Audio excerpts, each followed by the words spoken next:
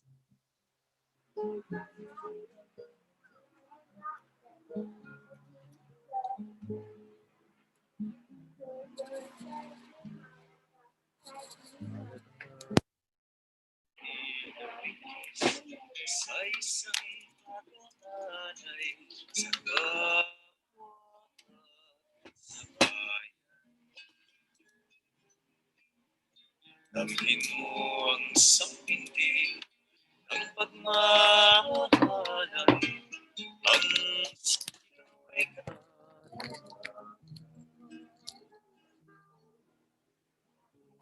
puso ko'y bahagi mo, sinta.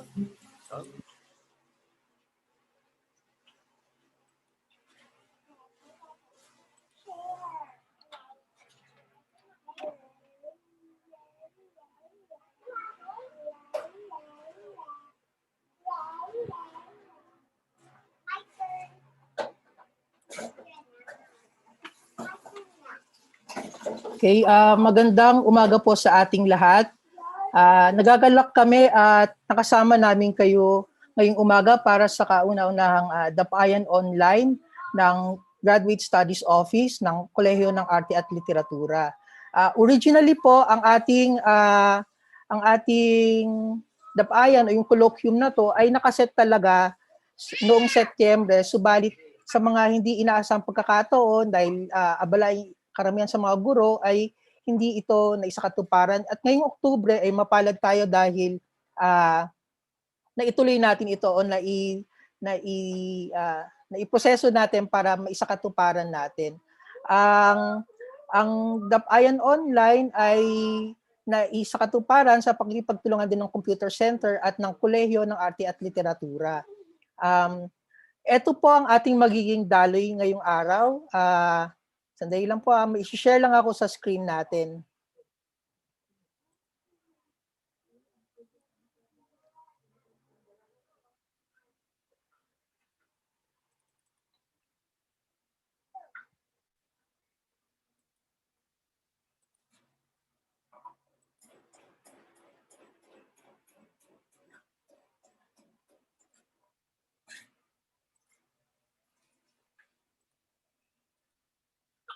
Sige. So, unang-una, ano ba yung dapayan online? Ang dapayan ay, kailangan kong tanggalin din ano.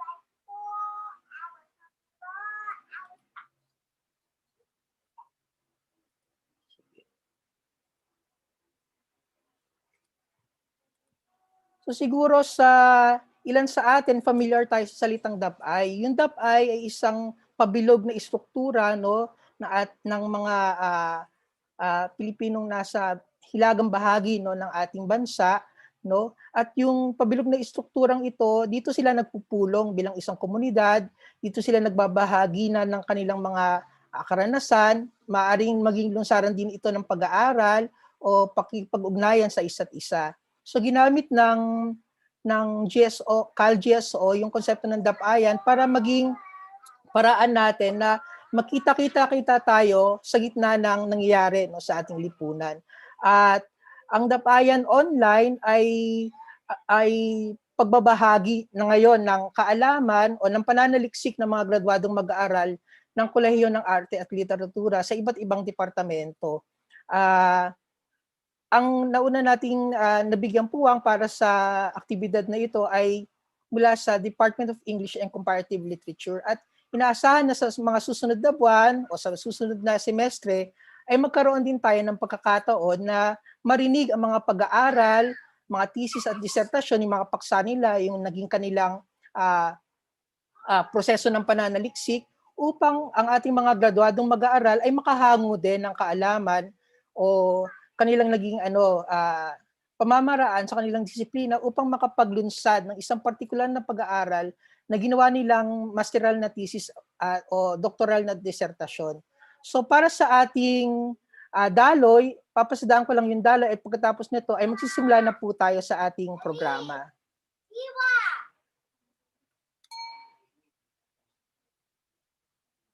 Ay, teka lang po .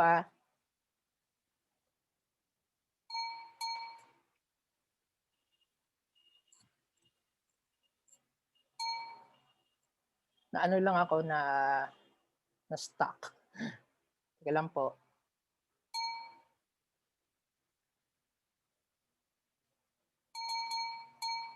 Sige, sandali lang po .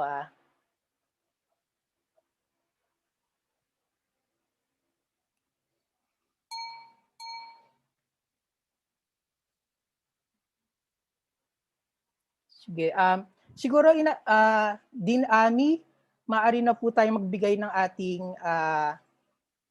pambungad na pananalita. Sige po, salamat. Magandang umaga o sa Ilocano na imbag abigat. Kumusta na po ang inyong umaga? Nawa ay nasa mabuti kayong kalagayan at handang-handa ng makinig sa ating talakayan. Welcome po sa pagbabalik ng ating Graduate Studies Colloquium na ngayon tinawag na Dapayan Online. Gaya ng nabanggit ni Dr. Rodriguez, ang Dapayan ay salitang Ilocano para sa isang lugar kung saan nagtitipon-tipon ang mga tao para mag-usap o magpulong.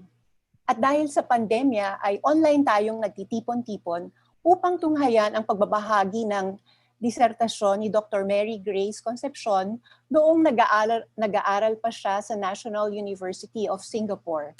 Kasama rin natin ngayon sina Professor Choi Pangilinan ng UP Film Institute at ang progresibong manunulat, direktor at filmmaker na si Ginoong Bonifacio Ilagan na magbibigay ng kani-kaniyang karagdagang kulay sa talakayan natin na pinamagatang Writing to Live, Living to Write, The Self in Philippine Martial Law Autobiographies.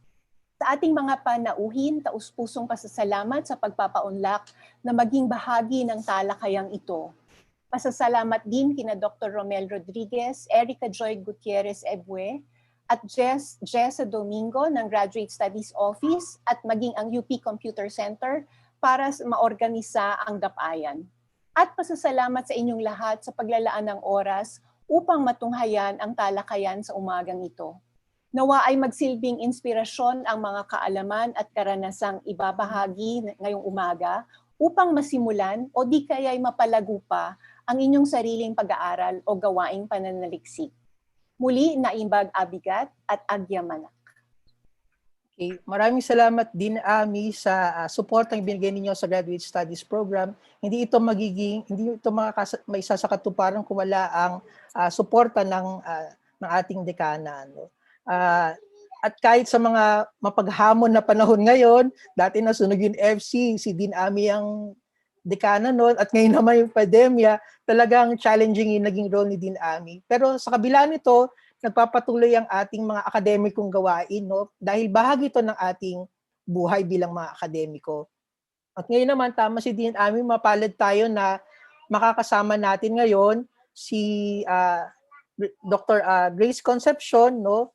Na magbibigay sa atin ng kanyang mga mahalagang bahagi ng kanyang pag-aaral, no? Sa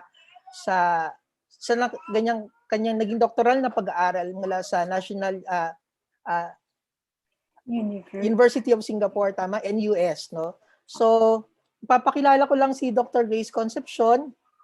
Sana mag-work at hindi ako tawag dito, kanina kasi naano ako eh. Teka lang po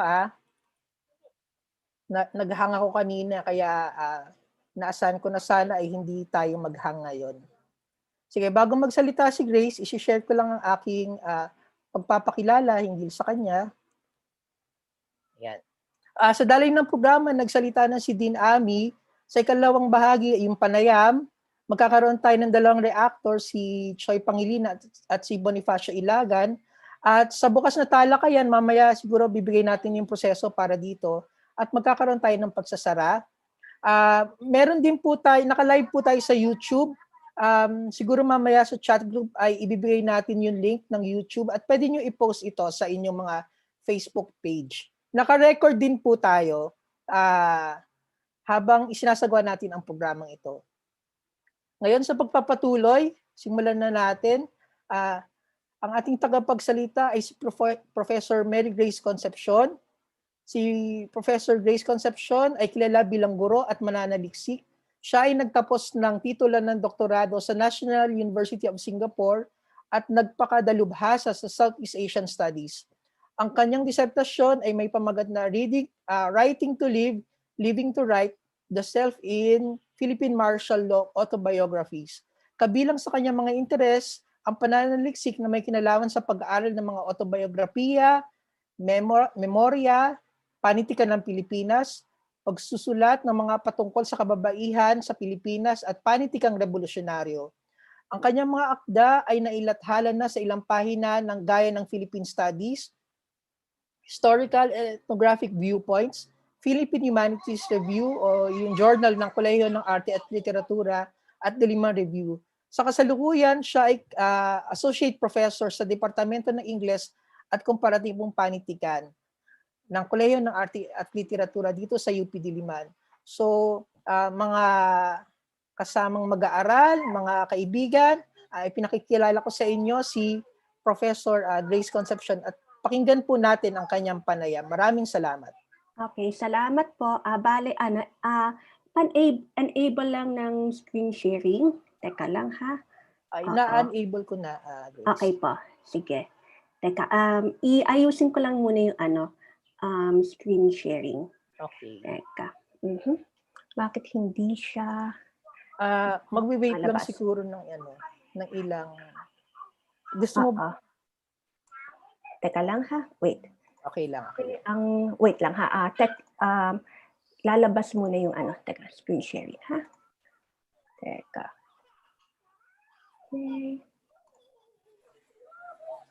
Wait lang.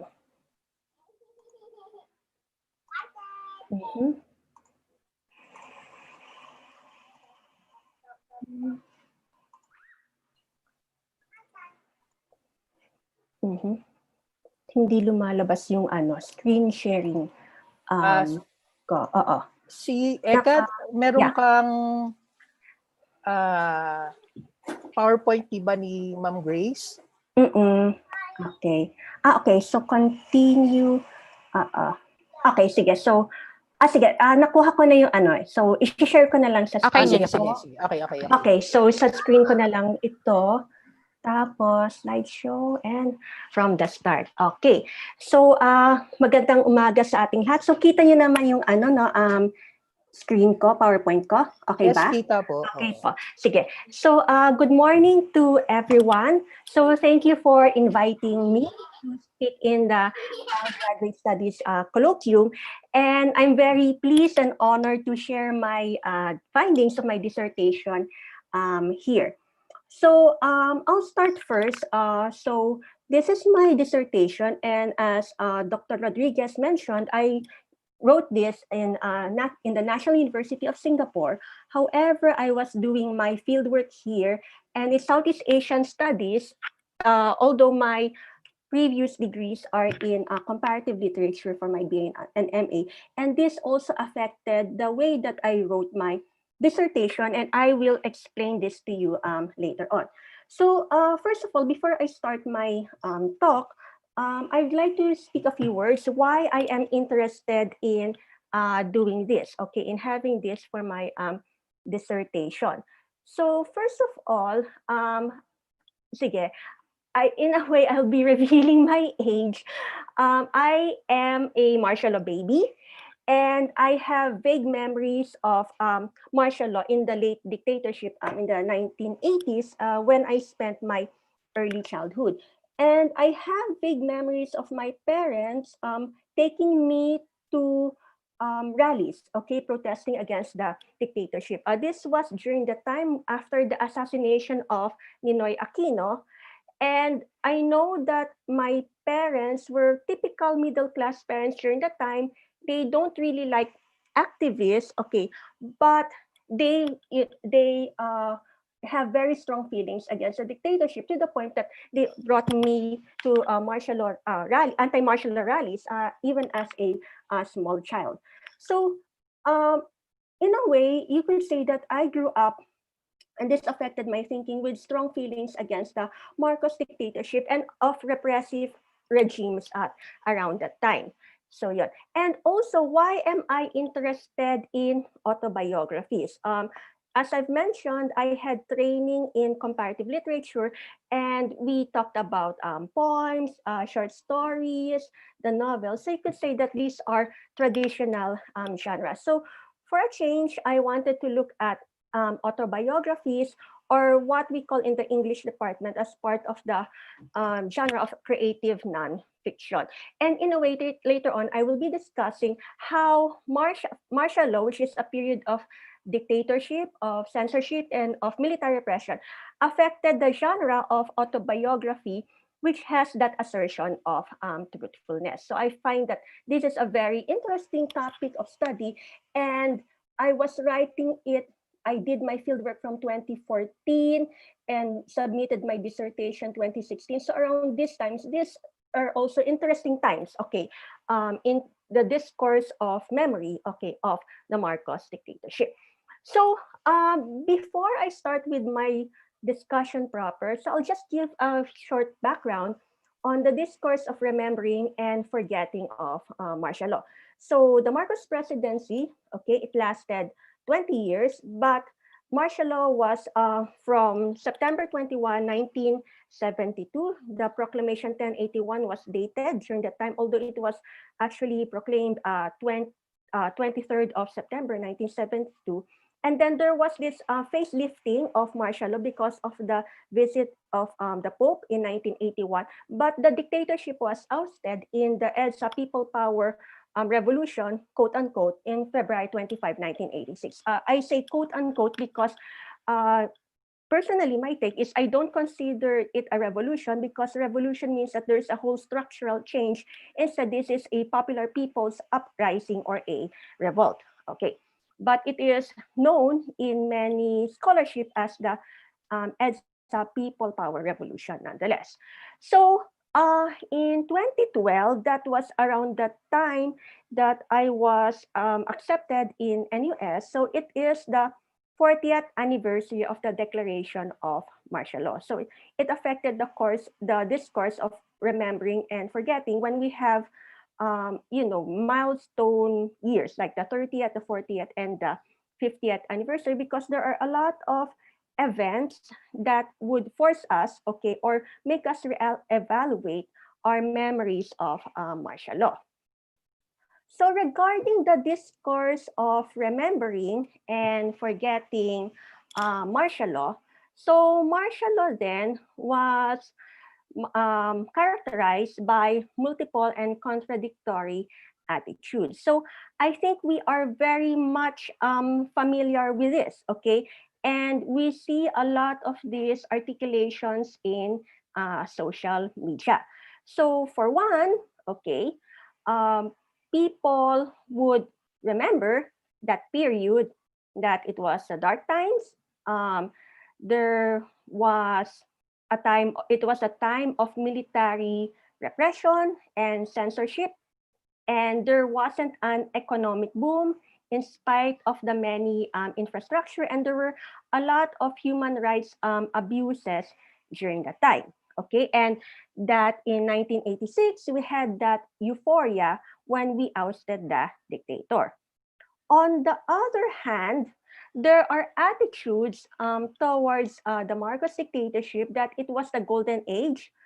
There was progress in the Philippines, and we were one of the leading economies of Southeast Asia, and that the Marcoses, particularly Imelda Marcos, um, advocated the arts. Okay, so that is one of this. And another thing regarding the multiple and contradictory attitudes about martial law is that, especially for those in social media, this is articulated by those who are heavy users of social media, particularly the younger generation who has no memories, who have no memories of martial law. So that's one thing that, you know, one could actually question. How can you explain martial law for those have not actually lived through that period? Okay, so that's a thing. And then also, this discourse was further heightened with the burial of Ferdinand Marcos in the Heroes Cemetery or Libingan ng mga Bayani, and the vice presidential campaign of Bongbong Marcos or Ferdinand Marcos Jr., the dictator's son and namesake, sparked a lot of discussion, okay, about the martial law. Bongbong Marcos lost by a fraction of, you know, a margin. Okay, so he didn't pursue the vice presidency, but it gives us something to think about. Like, were the Marcos, why are they still in power? How could they reach that high in government position? Okay, and did they really, you know, were they really punished for their crimes? And I think this also affects the way with how the popular sentiment with how we regard martial law and the dictatorship. Okay, so around that time, 30 to 40 years after the declaration of martial law, so this was around the 2000s, 2010s, and I think even up to now, as we are nearing the 50th anniversary of the declaration of martial law, there is this boom of autobiographical writing. So meaning that later on, I will be showing some of the books that I've studied for my dissertation, and I will also be giving the dates of publication. But you will see here that a lot of them were written, you know, many decades after martial law. And not only that, so we have here full-length autobiographies. Full-length autobiographies meaning that from the beginning to the end, there is one singular author. There are also anthologies of martial law. Anthologies meaning that this was written by many authors and put together into one book or one volume with one theme, okay, by an editor. So among the anthologies of martial law that we have are Militant But Groovy, Tibak Raisi, and there's also the anthology of martial law babies, okay, entitled Mondo Marcos. So 30 to 40th years after declaration, and even up to now, as we're nearing the 50th anniversary of martial law, there are also a lot of children's books, okay, regarding martial law. Okay, Isang Harding Papel, si Junjun nung panahon dineklara ang martial law, and the children's book written by my colleague in the English department, Sandra Roldan. So meaning that it's kind of autobiographical in a sense, since they were written by children of political detainees, somewhat. And it also gives you a perspective of martial law in the eyes of a child, okay, in some of these children's books. Okay, and mostly these books were written by those who opposed the dictatorship. Although there are some memoirs and autobiographies, such as that of Juan Ponce Enrile, okay, and the biography of Cesar Virata, okay, and these are written by those by the high figures, okay, in the Marcos government during that time. So at any rate, this point, meaning that this is where I situate my study of martial law, that it is characterized by multiple and contradictory attitudes, and there's a lot of material going on, and a lot of these are written by those who oppose the dictatorship, which kind of like, force people to counter the historical, what we call historical revisionism, regarding the martial law. Okay, so now I'm going to talk about autobiography as a subject of my study. So what am I going to do? So we have here martial law, okay, on one hand, okay, characterized by, what I would like to think as rampant human rights violation, although in popular sentiment, okay, a lot of people think that it is not characterized by human rights violation, and in fact it was a golden age of economic progress during the time. Okay, and then on another hand, we have here autobiography. So what I was trying to do in my dissertation is that I'm looking at these things. So here, this is what I was trying to do. So through studying the textual productions and authorial conceptions of martial law autobiography, one sees how martial law, which is a period of repression and dictatorship, complicates the genre of autobiography. So again, if we try to unpack, these statements, so I'm looking at textual productions, so meaning the mode of production, the ways that these texts were written. Authorial conceptions, meaning how these authors view or see or look at, define what autobiography is and what they are trying to do when they are writing about their own experiences of martial law. So one sees how martial law complicates the genre of autobiography. So meaning that you have here that because it is a period of repression and dictatorship, it poses some problems or challenges in writing autobiography, both during the period of the dictatorship and also afterwards, many decades after. And that is what I'm going to also to talk about. So with this one, I choose autobiography as a subject of my study. And I also want to see what happens to the self that writes and the self that is written in autobiography. Again, two things. The self that writes, meaning what happens to the author. How did the author write the autobiographies? And in the process of writing, what effects did it generate, okay, to the author? Okay.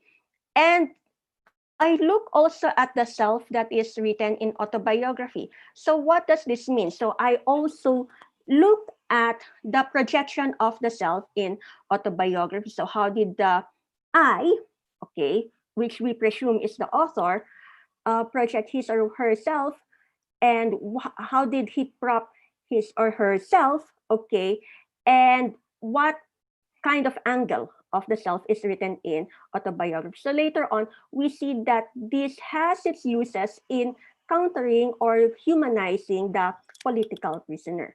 So I also look at the concepts, processes, and motivations of writing autobiography, both during and after martial law period. So as I've mentioned, I look at how the authors or the autobiographers, conceptualize or their definition of autobiography, how they wrote it, so these are the processes, and what made them write or the motivations of writing autobiography both during and after martial law. So in the moment and many decades after. Okay, so going back here, so why again did I choose to focus on autobiographies of the martial law period? So for one, it is a period of dictatorship, and it is a time of repression, militarization, and also important trauma. So meaning that the dictatorship, and I focus also on those who dissented during the period. And if you dissented during that time, you were active in the struggle or in the movement, you would be incarcerated, you would be imprisoned, or you would experience, a military repression. And if it's not you, your friends or your loved ones. So meaning that trauma, meaning that this manifests, okay, these are the after effects, or some would call it the aftermath, or the afterlife of repression and militarization. And later on, I will discuss that trauma takes the form of belatedness. So meaning that in trauma, it doesn't manifest in the period, because in trauma, in the period, okay, when things are ongoing, okay, you are busy trying to survive. Okay.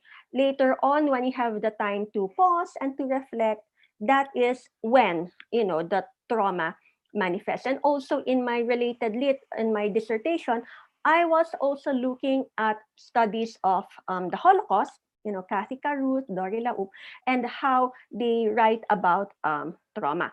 And also, this is somewhat related to what I've mentioned before about the contested memories of martial law. I would also want to locate the text in the continuing martial law or continuation of repressive regimes, because for some of these writers, they did not stop in the struggling against martial law. They continue with the struggle even in the succeeding presidencies, which is also marred, okay, characterized by their own forms of repression. Okay, so here and there. So this is this is also what characterizes the text and the authors. So why now did I focus or want to write about martial law autobiographies? So here we talk about writing about actual lived experience vis-a-vis secrecy, repression, and trauma. So meaning with autobiography, the I'll give you a few words regarding autobiography and its genre. So autobiography is in a form, in its literary form, closely resembles that of a novel. Okay. But the difference between autobiography and novel, okay, if you want to make a rough differentiation, is that autobiography has its assertion that it is real, that these events happened from the point of view of the autobiographer or the writer. With the novel, okay, we traditionally think of it as something fictional. Although, of course, these are just rough definitions. This could be complicated further, and it could raise that question that some of the fictional writing may actually be factual, but you label it as, fictional. Or sometimes these autobiographies may actually be fictional, okay, rather than factual. But if you label certain genres, it raises certain expectations. And in the case of autobiography, it raises expectations about factuality or the truthfulness of lived experience. Now, with martial law, okay, as I've mentioned, it is characterized by secrecy, repression, and trauma. You cannot write autobiography during that period because you might divulge real events that could implicate people. In fact, in some of the texts that I've encountered, some of the writers, their diaries were confiscated, and that led to the arrest of those in the movement during martial law. And with this truthfulness here, autobiography is a way of asserting and of challenging that these events happened in my point of view. Okay, let's say you could say that I was tortured during martial law. So it's a way of challenging authority and also a way of challenging history and its grand narratives, okay, by asserting the factuality and the details of your lived experiences. And also, I want to explore the various subgenres of autobiography. So the traditional autobiography takes in the form of a memoir, okay, which is a full-length book, and that delves about the writer's lives. But there's also the subgenres of autobiography like diaries. We also have letters. We also have interviews and autobiographical novels. Okay, so this also raises the subgenres, what I consider the subgenres of autobiography, they also raise certain expectations of the genre, and in the process of writing itself, it also differs in the process of writing. So meaning that diaries are usually seen as the innermost thoughts written in secrecy, okay, day-to-day activities and feelings of the writer. Letters involve an addressee, okay, memoirs about the life and the achievements of the writer, interviews, so meaning that you know that this would be broadcasted, so there is a kind of conversation and dialogue and process of exchange later on with the interviewee and the interviewer.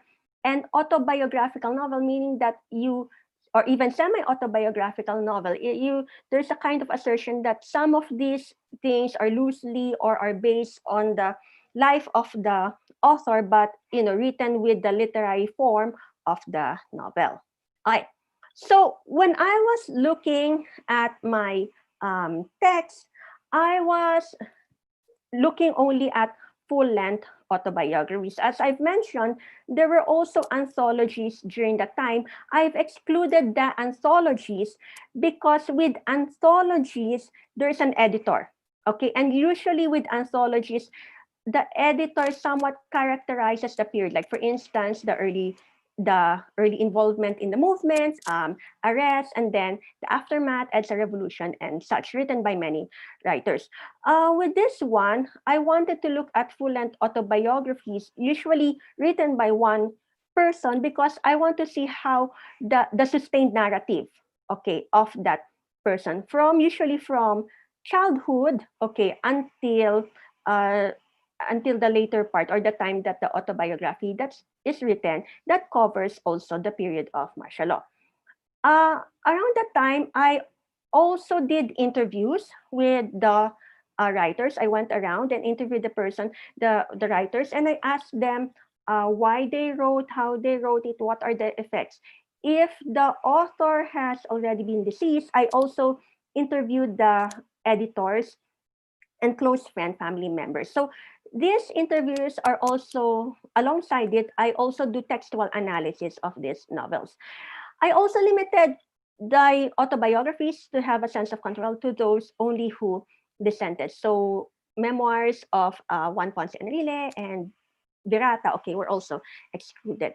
So focus also writing in the moment of martial law and writing in the aftermath.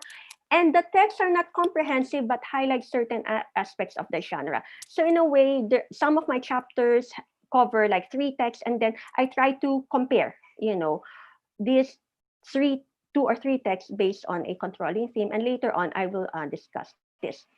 So here are some of my texts, okay, and the authors, okay, that I have. First one is by Luwalhati Abreu, Agaw Dilim and Agaw Liwanag, and lately there is an English translation of this book. So this is a testimonial narrative, although this covers some of Abreu's life during martial law. The focus mainly of this testimonial narrative was the Oplan Missing League, or OPML, okay, in Southern Tagalog, around the late 80s. Okay, so in a way, this is a testimonial narrative which documents her narrative of torture during the OPML. Okay. Next one is Mila Aguilar's 9 Deaths of M. This is now an autobiographical novel. Mila Aguilar was known as Clarita Roja, one of the foremost poets during martial law. So with this one, this is an autobiographical novel, and it documents the childhood of Mila Aguilar, okay, until her conversion as a born again Christian, okay, in the 2000s, in the 2010, okay. And with here, she calls it an autobiographical novel because it gives her a kind of literary license, okay. Third one, we have Thelma Arceo. And Thelma Arceo is the mother of Ferdy Arceo, who was killed in an encounter during martial law. And Ferdy Arceo is one of those honored in the Wall of Remembrance in Bantayo ng mga Bayani. So with this one, these recollections, and I think there's a second volume of recollections right now. So these are spiritual reflections ruminating on the life and the involvement of her son, Ferdy Arceo. Okay. Then we have Crispin Beltran. So he's one of the well-known labor leaders. And here, this is a collection of his letters. So both during martial law and after. Later on, I will explain that this is both biography and autobiography, because alongside his letters are also writings from his family, friends, and contemporaries. Okay, about Cabell. Okay, Dolores Feria, Project Seahawk, the Barbed Wire Journal. So Dolores Feria is an American and taught in the English department in UP. So here in the Barbed Wire Journal, this is a prison diary. So it documents her experiences in the different prisons. Okay, I think for around 1 to 2 years during martial law. These were smuggled later on as notes and were reconstructed and published in 1993 after the dictatorship. Carl Gaspar, this was one of the examples of writings during the time of the dictatorship. So it was published in 1985, and this is a prison diary, and Carl Gaspar was was imprisoned in Davao in Mindanao. So in 1985, this was published, as you could see here, by Claretian Publications, because later on I discovered that those who wrote autobiography written during the moment, Claretian Publication played a major role in publishing this, because Claretian Publications, this is a religious publication, okay, and the religious during the time has a kind of leverage during martial law. And with this one, this was used by the Free Carl Gaspar movement in order to humanize the political detainee and to raise international awareness on the plight of political detainees during that time. Father Peter Jeremiah, again by Claretian Publications, published shortly after the dictatorship. So this is in the form of diary, and Father Peter Jeremiah is a missioner. He's an Italian missionary with American citizenship, and he's based in Arakan and Kidapawan. So with Dreams and Bloodstains, he documents his innermost thoughts, okay, amidst militarization in Arakan and in Kidapawan. So it's very dark, and it's also very heavy. And also, Father Peter Jeremiah was the original target of the Ilaga paramilitary group. So here, and then by the notorious Commander Bucay or Norberto Manero. But instead of him, they went after and killed Father Tullio Favalli, an Italian priest who is also one of the martyrs that's honored in Bantayog ng mga Bayani. And he was Father Tullio Favalli was briefly featured in the film Ora Pro Nobis. So it's very dark, okay, and very gory, okay? And later on, in 2013, so there's a kind of reprint, okay, some of the parts of Dreams and Bloodstains were reprinted in Seeking God's Kingdom of Justice and Peace, although it was updated to reflect the goings on in Arakan, in Kidapawan, in Mindanao.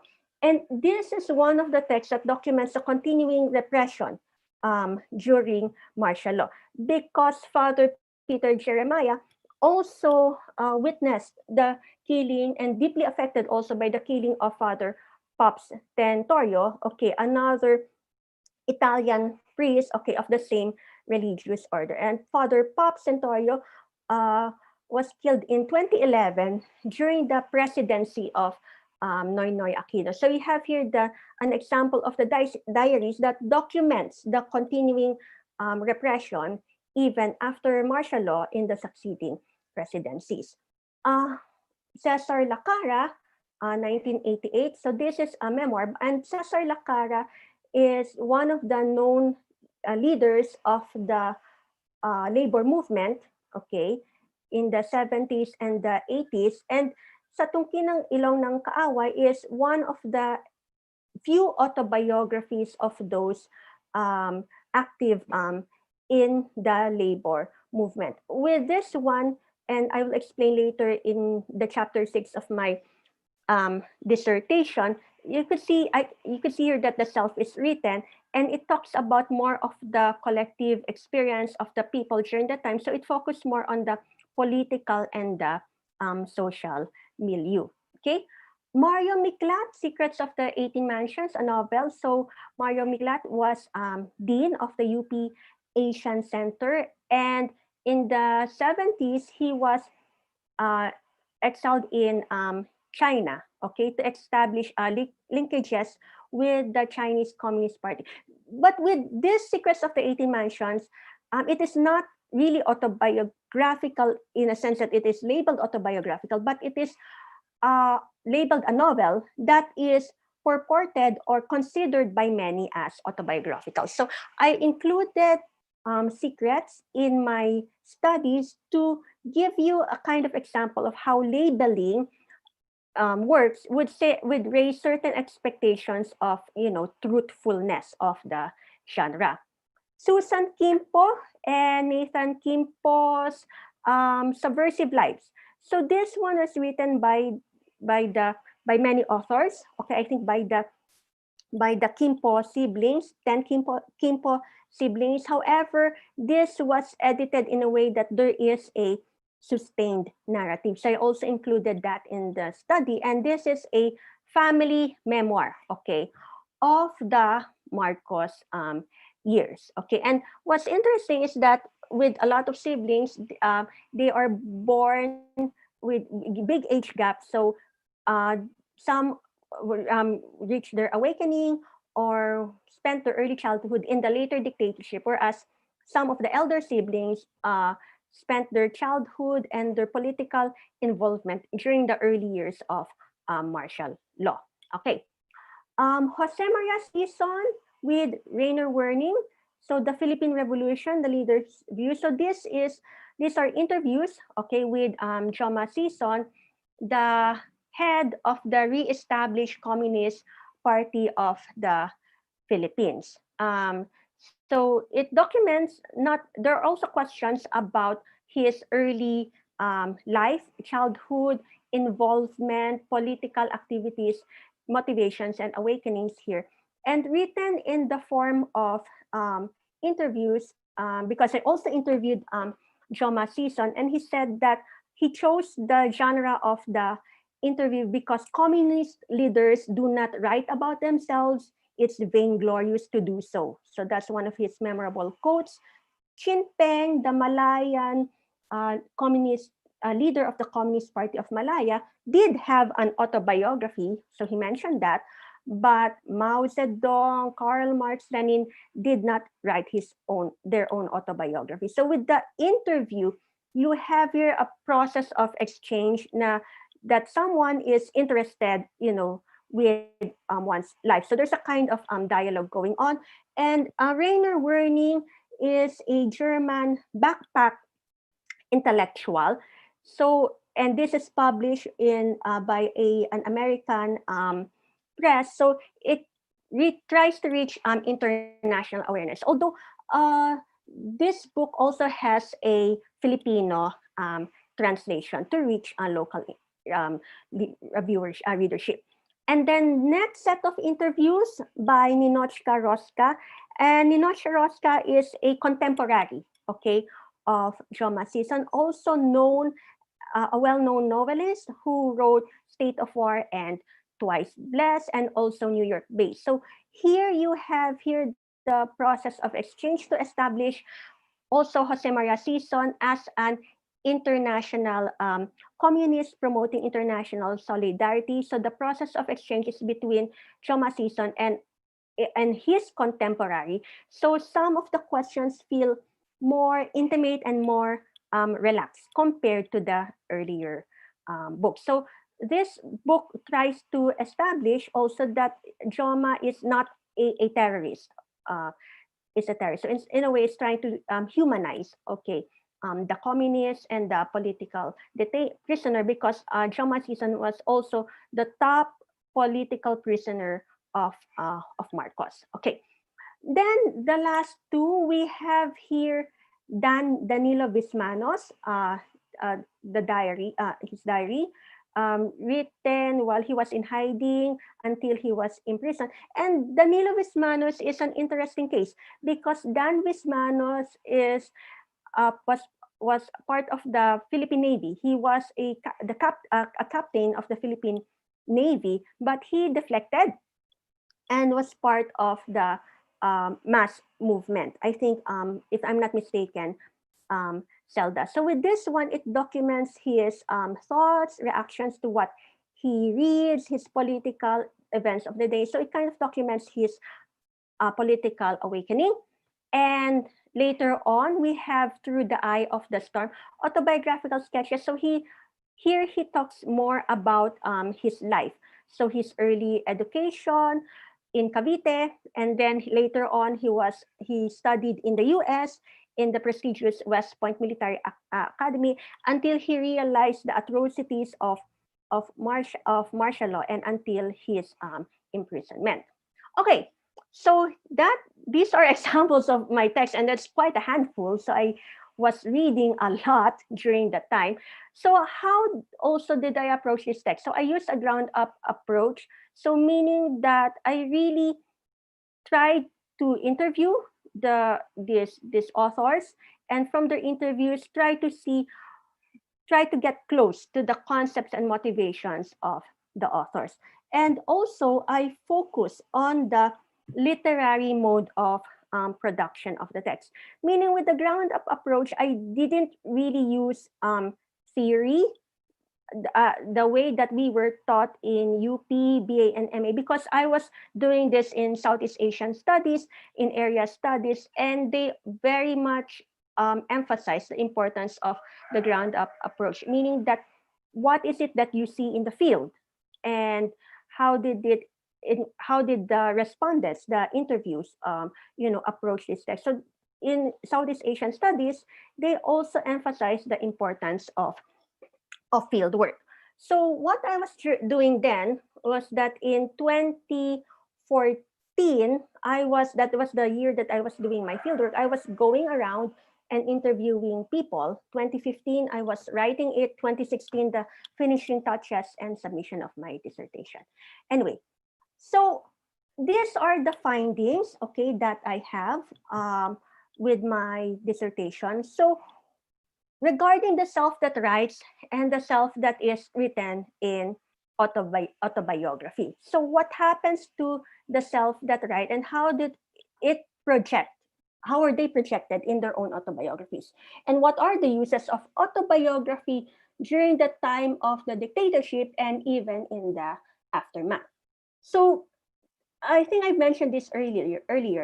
These autobiographies were used to counter character assassination, to humanize the communists and to humanize also the political prisoner or the political detainees, because they are branded or demonized, as enemies of the state. So as I mentioned, I also interviewed Joma Sison, and he told me that kasi if you're a communist, they'll give you a lot of charges. They call you a thief, ikaw ay magnanakaw, ikaw ay mamamatay tao. But if you are a man of letters, if you write poetry, if you write diary, they will see that maybe you're not that bad. So in a way, that is why these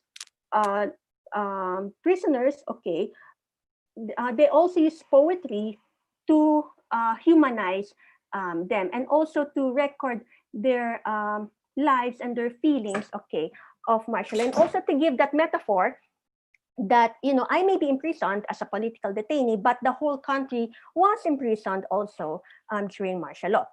And in relation to that, it also creates the identity of the martial law survivor and the political detainee. So it's a kind of, in a way, branding and establishing of the identity that this is what the person went through during the martial law. So that person is a survivor, okay, or because the political detainee was humanized, so it creates the identity of the political detainee and how he or she overcame, okay, or the hardships of martial, or the experiences of hardships during martial law.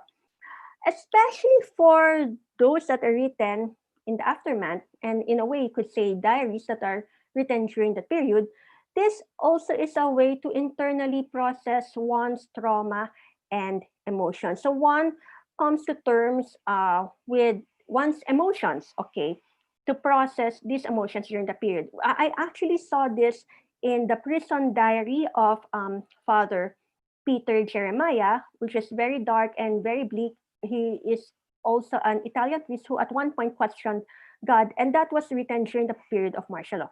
But for those that are written after, and they revealed this to me in their interviews, they said that it was such a very painful process, but later on they felt liberated. They felt the catharsis, okay, in writing their own life stories. And also you see here the effects of time and memory to writing. And in a way, you could say that the discourse, or what was going on in the present, also alters or affects the way that we view the past. So this is one of the central tenets, okay, in memory studies, from the personal, okay, with how we view our own self, our own past, our own biographies, and also in the more collective historical and social memory. So again, so one of the central tenets is that, always our view of the past is affected by what is happening in the present. So both in the personal, social, and collective political sense. And also in the political sense, some of the things that were allowed to be said before because of the changing discourse could now be said, later on in the present moment of writing. So it also, time and memory also affects, one's writing and one's view of the past. Okay, so these are the chapters, okay, of my dissertation. So in the first chapter, I wrote there the militant and nationalist discourse during martial law in order to situate my autobiographies.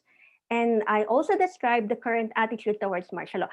But the time that I was writing this, around, I think, 2015, 2016, it was also an interesting time, okay, with martial law studies, because this is the time of the claims board, okay, the Hawaii claims. So the survivors, okay, of the dictatorship would need to have sworn statements in order to get the claims, okay, part of the Marcos reparation in acknowledgement of, of the crimes that they did. But of course, we know that in the bigger sense of these things of the world, I don't really see that Marcos as apology. But nonetheless, they won these claims, okay, board in the Hawaii class suit. So during the time, I was also hanging out or doing field work,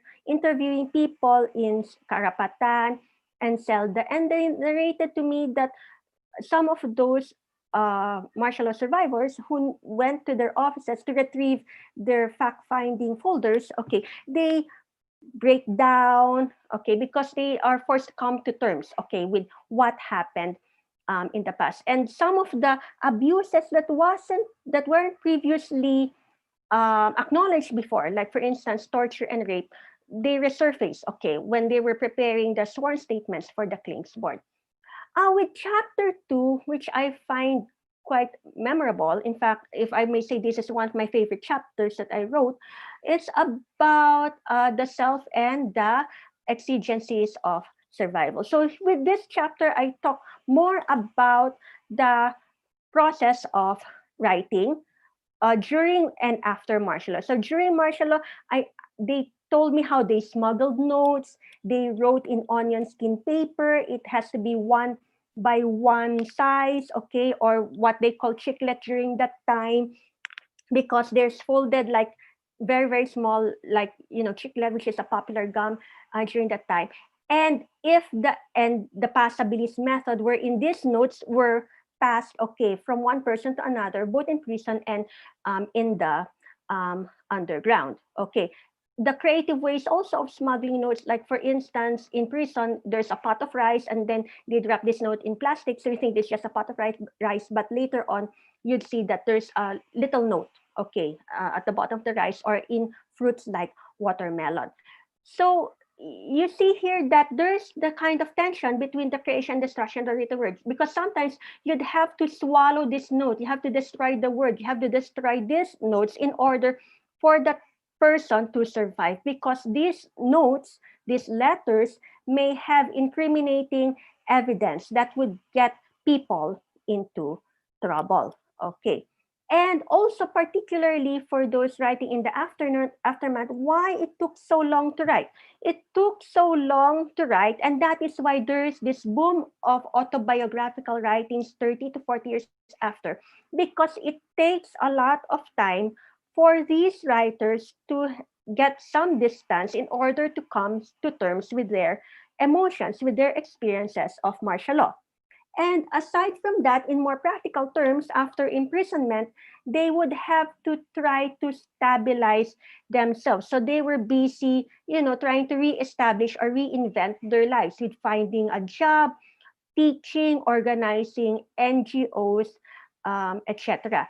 And some of them, didn't have time to write, but it is only with retirement, with the with retirement, and also with their desire to tell their story to their next generation, whether it be their own grandchildren or to the collective generation, next generation of Filipino students. So that pushed them also to write. And that is why it kind of answered my question.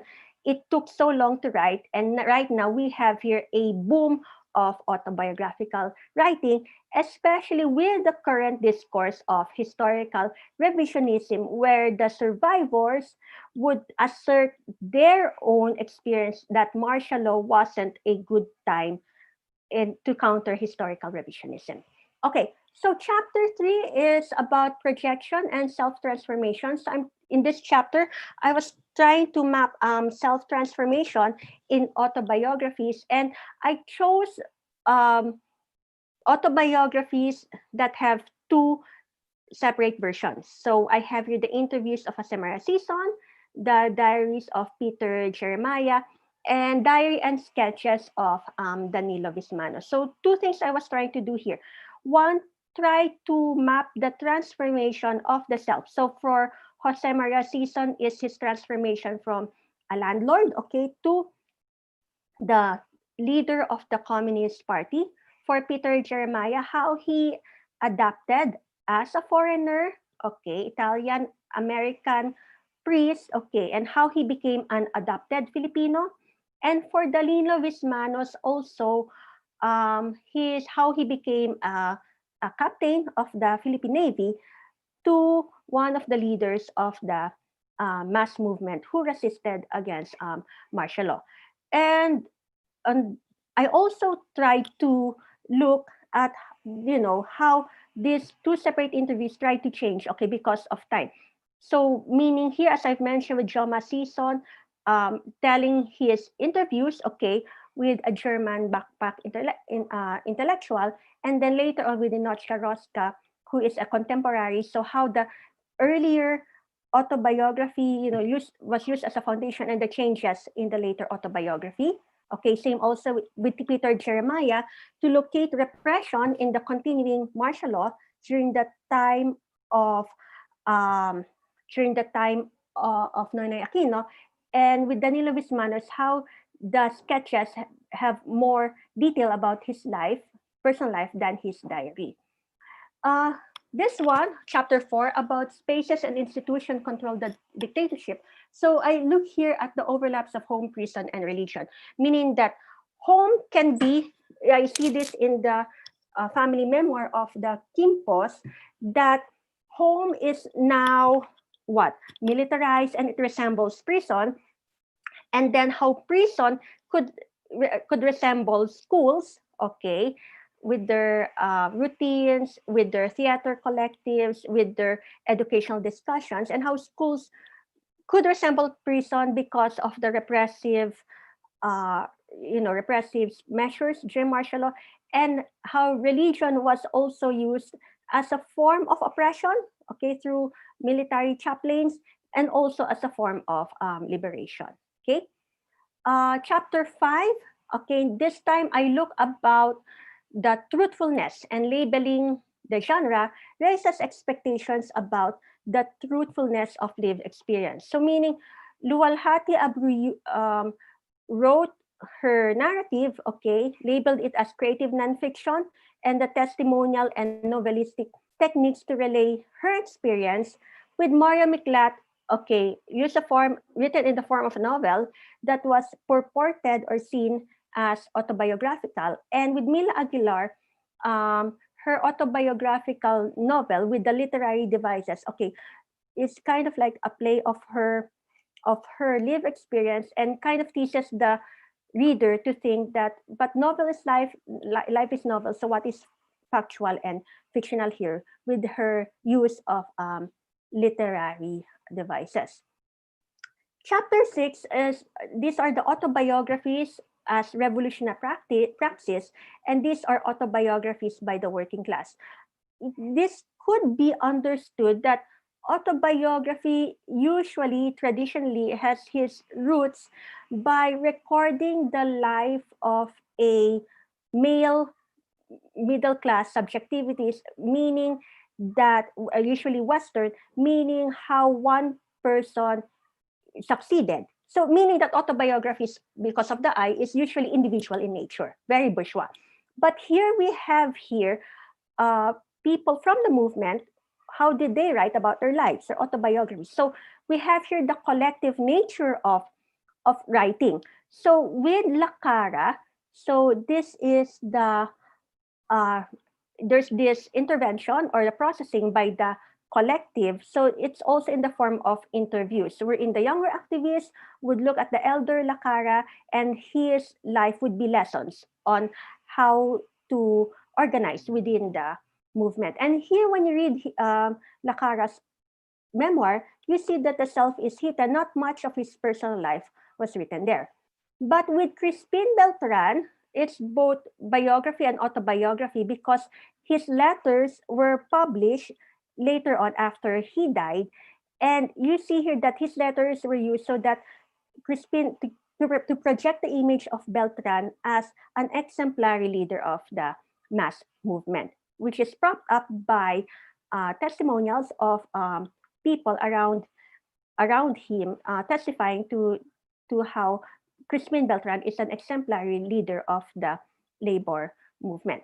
So with what I did, to give a recap, so what I did with martial law autobiography is I really tried to look at the production, the circulation, and the further criticism of martial law autobiographies, how political repression, okay, shapes and complicates autobiography, particularly since autobiography has its assertion of the truthfulness of lived experience. Okay, and this could pose a challenge writing during the moment, because there's a political repression, and this truthfulness can implicate people, and also in the present, because it kind of like gives a looking back, and kind of like what couldn't be divulged before could now be divulged. Okay, and how the past, and related to that, is how the past is viewed and rewritten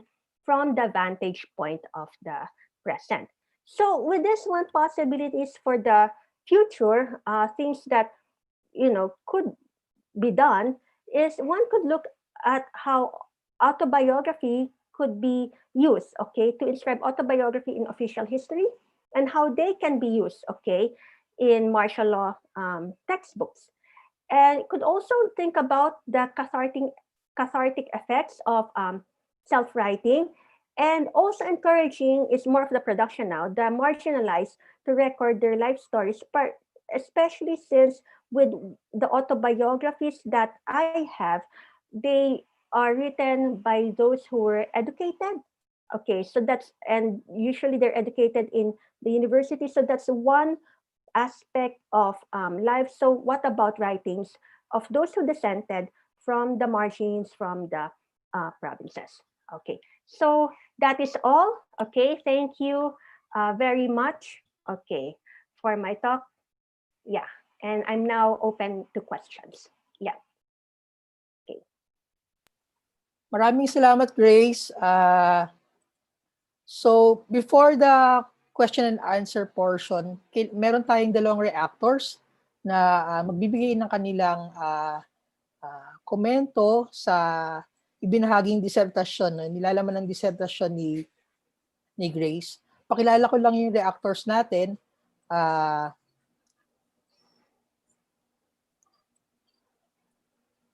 So,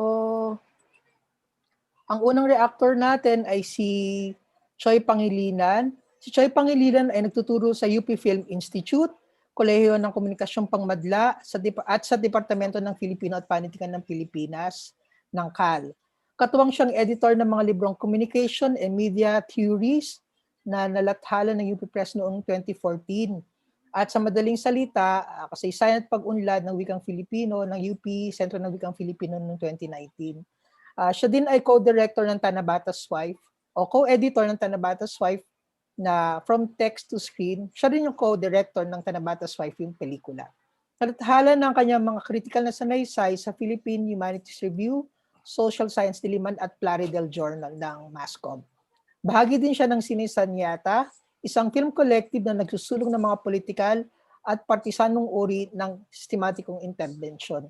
So mga kaibigan, para magbigay ng kanyang reaksyon mula sa unang reaksyon natin para sa panayam ngayong araw, si Professor Choi Pangilinan. Choi?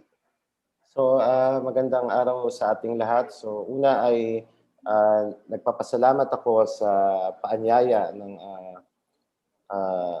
Kolehiyo ng Arte at Literatura sa pangunguna ni Professor Rodriguez para sa pagkakataong ito. Pangalawa, nais kong batiin si Grace sa kanyang presentasyon ng kanyang disertasyon sa atin na sa tingin ko ay bagamat ang pinag-aralan ay mga autobiografiya sa panahon ng batas militar ay napapanahon at may kaugnayan at may resonance ang pag-aaral na ito, hindi lang upang unawain natin ang takbo ng ating kasaysayan mula sa alternatibong lente, ngunit maging ang kasalukuyang kalagayan ng ating bansa sa ilalim ng hindi naman naiibang uri ng administrasyon sa ilalim ng rehimeng Duterte. So, gusto ko lang ilatag din yung aking ilang komento, ilang suri doon sa pinresent ni Grace. At bago ko siya ilatag kaugnay ng presentasyon, gusto ko lang ilinaw kung saan din ako nanggagaling doon sa aking pamumuna o kritika. So, o opinion dito sa papel ni Grace.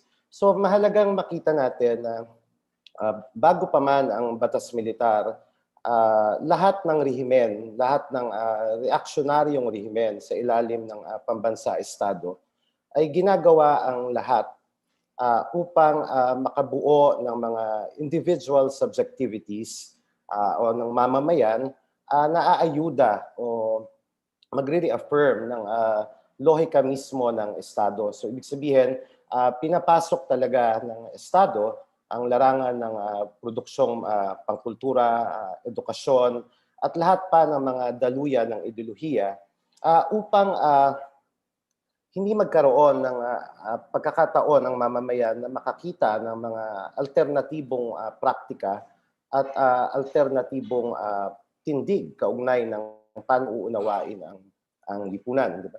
So umigting ito syempre sa panahon ng batas militar kung saan sinikil talaga ang kilusang mapagpalaya.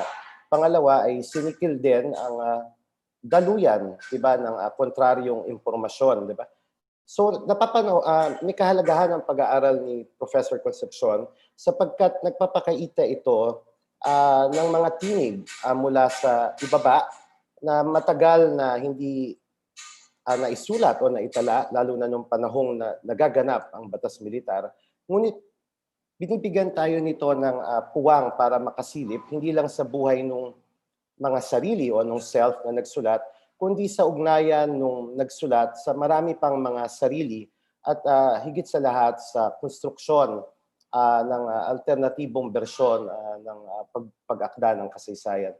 So gusto ko lang maglatag ng ilang punto kaugnay nito, di ba? So ang pag-aaral ng autobiografiya ay kailangan, at napamalas naman ni Professor Concepcion, makita natin na may kaugnayan siya sa larangan ng narration o kung paano nagkukwento batay sa alaala at gustong ipaalala. Ngunit ang dalawang bagay na to, yung narration at talambuhay o pagtatala ng buhay, ay kailangan may ugnay din natin sa mas malaking aspeto ng formasyon ng bansa. So ibig sabihin, may ganung kakanyahan ang pag-aaral at may ganung kakanyahan ng autobiografiya na maaaring makita natin siya na pagkukwento rin ng pagbubuo o pakikiisa ng nagkukwento sa pagbubuo ng isang alternatibong uri ng formasyon ng bansa sa panahong ito ay dinodomina ng isang tirano at isang pasista. So kung gayon, nabanggit din kanina, mahalaga makita natin na yung talambuhay ay kaakibat lagi siya ng politika ng alaala. At kung gayon ay ito ay nagbibigay o may kakanyahang magbigay ng kontraryong alaala vis-a-vis sa binabanggit nating opisyal na naratibo na ipinapakilala ng pambansa-estado. So kung gayon, dapat na-contextualize natin na yung persona sa isang autobiografiya ay hindi lamang nagsisilbi bilang kwento ng sarili, kundi ito ay kwento rin actually ng bansa na laging sumasailalim sa historical amnesia, di ba? Binabanggit kanina yung historical revisionism and I think hindi lang talaga sa panahon ng batas militar yung ni-revise ng Estado, kundi halos lahat ng kaganapan sa atin ay binubura o dinidiskwento upang hindi nga matulak ang mamamayan na lumahok at makiisa sa patuloy na nagaganap na pagbabagong panlipunan. Di ba? So, gusto ko lang i-quote, di ba, kaugnay nung halaga ng autobiografiya ang si Carol Howe. So, binabanggit ni Carol Howe kung gayon na mahalaga yung mga autobiography dahil bagamat ito ay fragments, mga fragments ng alaala, sapagkat pinapakita nito yung actual na experiential involvement ng nagsulat doon sa kanyang nilalarawan o inilalatag na karanasan. At higit sa lahat, ipinapakita nito na lived, na binanggit ni Professor Concepcion, yung lived experience ng tao sa isang bagay na hindi naman talaga natapos. So, ibig sabihin, bagamat wala na ang Marcoses, hindi ibig sabihin panahon ni Cory o panahon ni Gloria ay hindi nagpapatuloy yung ganong mga represibong bagay na dinanas nung nagsulat sa panahon ng martial law. So kung gayon, ang autobiografiya ay naratibo ng identidad, una, na binanggit kanina, ng sarili, pero ang pakikipag-ugnayan sa collective, ibig sabihin ng sarili sa marami pang sarili, at sa dulo ay lagi-lagi ito dapat makita bilang naratibo din ng ating bansa o ng naging karanasan ng ating bansa. So, Binanggit ni Grace sa presentation niya na pinili niya yung mga autobiografiya na malinaw, kahit paano na malinaw na may dissenting voice against martial law vis-a-vis sa mga sinulat na mga bahagi ng state of ng estado ng panahon na yon. Pero lagi pa rin may danger yung autobiography as a form of a creative nonfiction or as a bilang datos ng kasaysayan. Lagi pa rin may danger yon. So ang unang danger lagi ng autobiography dahil yung recounting ay nanggagaling pa rin sa sarili. May kakanyahan itong mambura ng iba. So ibig sabihin, nakakapagbura ng iba ang nagsusulat ng autobiografiya at danger yon. Ibig sabihin dahil yun ang kapangyarihan ng alaala pero selektibo rin kasi talaga yung pagpili ng alaala sa napakaraming alaala o inaalala nung nagsusulat. Pangalawang danger din is yung pag-highlight sa individual. So ibig sabihin, yung nagsusulat, ang hina-highlight niya ay kung paano siya, yung sarili, iaangat doon sa mga naratibo. Hindi ko sinasabing sa lahat ng pinag-aralan na autobiografiya ni Professor Concepcion ay ganun ang tono. Ngunit, kunyari yung kay Mario Miklat, pag tinignan mo siya, it's really a highlight of his version of that moment of history. Pero paraan din siya ng pag-highlight sa sarili. So, may danger. Ibang-iba siya dun sa kay Lascara, di ba, na parang it's a collective recounting of his involvement with the movement. So, pangatlong danger din, na kadalasan ay nangyayari, lalo na kung galing sa namamayanang kaayusan na nagsusulat ng autobiografiya, ang nangyayari ay reaffirmation lang din ito ng official version ng kaganapang pangkasaysayan, di ba? So may ganung parang may ganung bitag din yung teksto ng autobiografiya, di ba? Ngunit on the other hand, maaari din siya makita sa pagpili halimbawa ni Professor Concepcion ng kanyang mga pag-aaralan, maaari din siyang magsilbi bilang taliwas na recounting sa opisyal na naratibo ng Estado. Diba? So maaari siyang magkaroon ng kontraryong paglalahad sa isang napaka-reductionist, napaka-reactionary at napaka-revisionist na orientasyon ng ating pag-unawa sa kasaysayan, partikular halimbawa sa kasaysayan ng batas militar, di ba? So, ano ngayon yung, of course, yung pag-aaral ni Professor Concepcion ay natitiyak kung mas ekstensibo doon sa kahabaan ng kanyang disertasyon. Ang kailangan natin ngayon maisip, paano ngayon kaya sinuri ni Professor Concepcion sa mas detalyadong pamamaraan halimbawa ang mga autobiografiya na kanyang pinag-aralan, kung paano iuugnay yung self sa mas malaking collective remembrance, for example, at sa mas malaking collective experience ng bansa sa panahon ng batas militar mula sa lente ng sarili, di ba? So nakikita ko na may dalawang bagay siguro na lumabas na maaring lumabas sa mga pinag-aralan, yung pagpapakita ng kalupitan, halimbawa, nabanggit kanina ng Estado, represyon, etc., upang supilin yung tao, halimbawa nun yung nagsulat nga ng autobiografiya.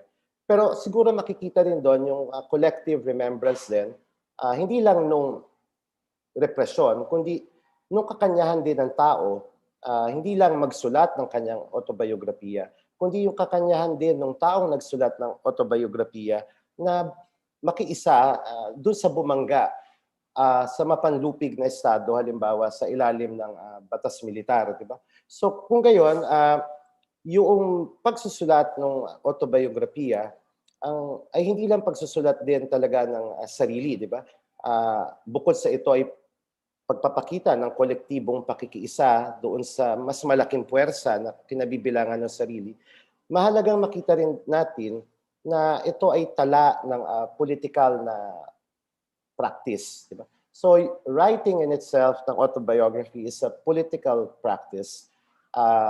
And at the same time, yung naisulat na teksto ay nagpapakita ng nagpapatuloy na political na practice mula nung panahon ng batas militar hanggang sa ngayon, di ba? So last 2 points, di ba? So kung gayon, yung mga tekstong pinag-aralan, hindi lang siya tala ng buhay at danas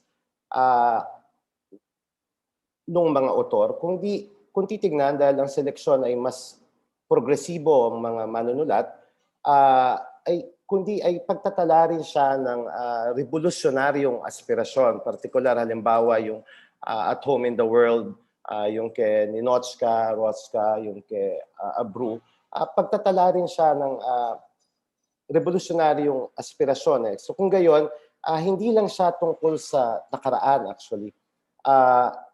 Ang mga autobiografiya ay tungkol pa rin sa kasalukuyan, bagamat ito ay humahalaw ng alaala at kwento, naratibo sa nagdaan. Ito ay tungkol sa kasalukuyan at dahil sa labas ng kaganapan na inaalala dun sa autobiografiya, ay nagpapatuloy pa rin naman yung ganong diwa ng revolusyonaryong adhikain. Maganda na makita rin natin na yung mga autobiografiya ay palagi pa rin tungkol siya sa hinaharap. Diba? So, parang ano siya parang may trialectics, di ba, na involved. Tungkol siya sa nakaraan, pero meron siyang relevance pa rin sa present. Pangalawa ay tungkol siya pa rin sa hinaharap kasi hindi pa rin naman natatapos ang pasismo, hindi pa rin naman nalulupig ang revolusyonaryong puwersa. So kung gayon, kung siya ay material na babasahin, ang makikita din natin dito ay yung pagpapatuloy, yung continuum ng fascism, ng martial law, yung continuum ng oppression, pero yung continuum din ng struggle. So, yung personal narrative, therefore, serves a more, or serves this purpose of recounting actually the narrative of the nation. So, halimbawa, binabanggit ni Grace yung idea ng trauma nung na-torture. Actually, trauma siya ng individual, pero yung pagkukwento na yon ay trauma rin siya ng bansa. Diba na it was the whole nation, for example, that was really tortured by the fascist regime of Marcos. Pero na ibababa sa maliliit na kwento ng autobiografiya na yung danas ay personal, pero ang makikita mo doon ay mas pangmalawakang kalagayan ng bansa sa ilalim ng diktadurya. So, muli, quote ko yung binanggit ni Carol Howe, kaugnay ng mga punto at ng pag-aaral ni Professor Concepcion. So kung gayon, yung autobiography of the self is actually, for Carol Howe, is always an autobiography with others. So it's a story of the self in relation to others, and it is a communion of the self with others, and therefore it is a communion of the self in relation to the past, the nation's past, the nation's present, and actually the nation's future. So, ang maganda ngayon dito, napapanahon yung lecture, ang magandang tingnan natin ay ano yung relevance actually ng presentation, for example, ni Professor Concepcion, kaugnay ng pag-aaral niya sa autobiografiya. Ano ang relevance nito ngayon sa kasulukuyang rehimen ng administrasyong Duterte? So, una, nabanggit, kung sisilipin yung buhay ng mga nagsulat, binanggit to ni Professor Concepcion, it humanizes individuals belonging to the communist movement, for example, na ngayon sa panahon ng red tagging at red baiting ay dinidiinan yung demonisado at demonized na katauhan ng mga bahagi ng kilusang mapagpalaya. So, isa yon sa kahalagahan ngayon siguro ng pag-aaral at ng mga talambuhay na nagsulat panahon ng martial law, ni-humanize yung isang bagay na laging binabahiran ng Estado ng mga agenda na papabor sa kanila, di ba? Terorista, kalaban ng Estado, etc. So first, yung humanization. Second, siguro, yung resonance ng pag-aaral at resonance ng mga autobiografiya.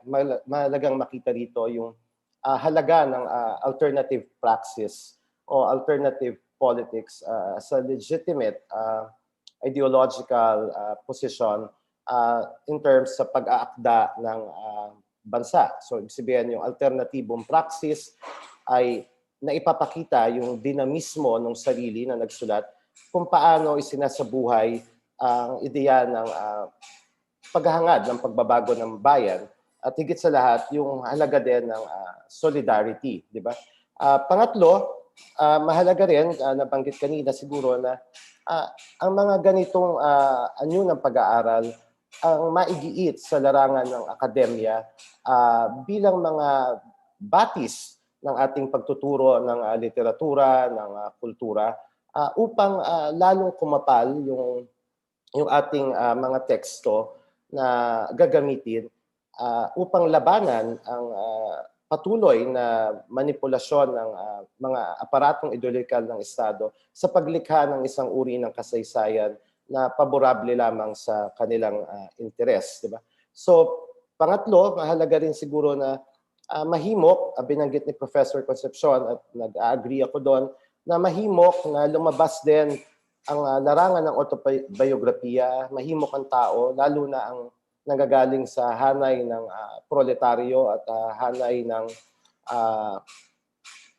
magsasaka na patuloy na magsulat ng kanilang mga danas na tingin ko ay mas magbibigay ng ibang anggulo rin at partikularidad sa kanilang mga ikukwento. Kunyari halimbawa, sa ugnayan ng magsasaka sa patuloy na landlordism. So yung ganung uri ng mga autobiografiya, labas sa mga autobiografiya ng mga intelektual o ng mga nasa larangan ng akademya. So, yun yung aking take sa pag-aaral ni Professor Concepcion. At bilang last point, siguro mahalaga din na maipakita natin na ang pag-aaral ng autobiografiya ay pag-aaral actually ng mga nililimot o pinapalimot na kaganapan at paninindigan at praktika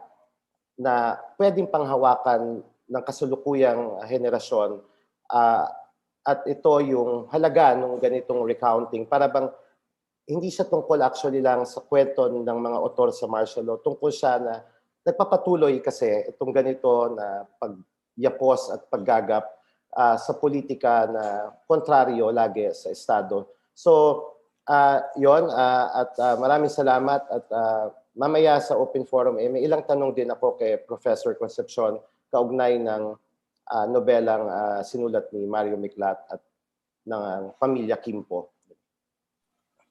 Okay, maraming salamat, Choy, sa mga inilatag mong puntos. Siguro mamaya nga maaring tumugon si Grace hinggil sa mga inilatag na mga pananaw o komento ni Choy. Pero bago yon, mapalad tayo at makakasama natin ang isa pa nating reactor mula sa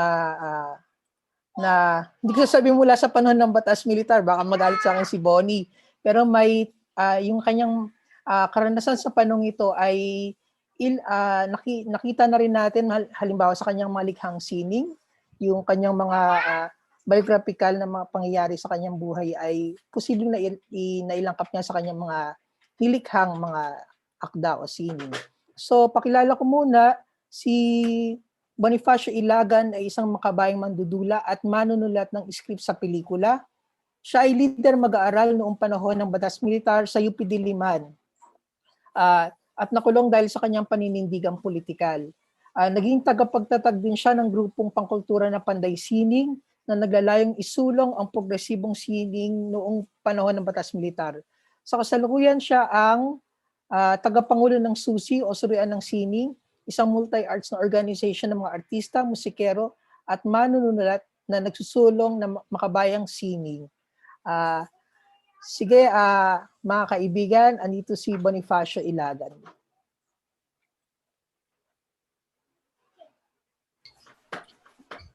Magandang umaga sa inyong lahat, kay Dr. Concepcion, kay Dean Ami kung nandito pa siya, sa mga kaibigang guro at sa mga kapwa mag-aaral. Nagpapasalamat ako at ako'y naimbitahan dito sa Dapayan Online. Pinasasalamatan ko rin si Dr. Concepcion sa kanyang pagsusumikap at pagtatagumpay na manaliksik at maglabas ng napakahalagang material na ito. Natatandaan kong na-interview ako ni Dr. Concepcion ng makailang ulit kaugnay nitong kanyang sinulat.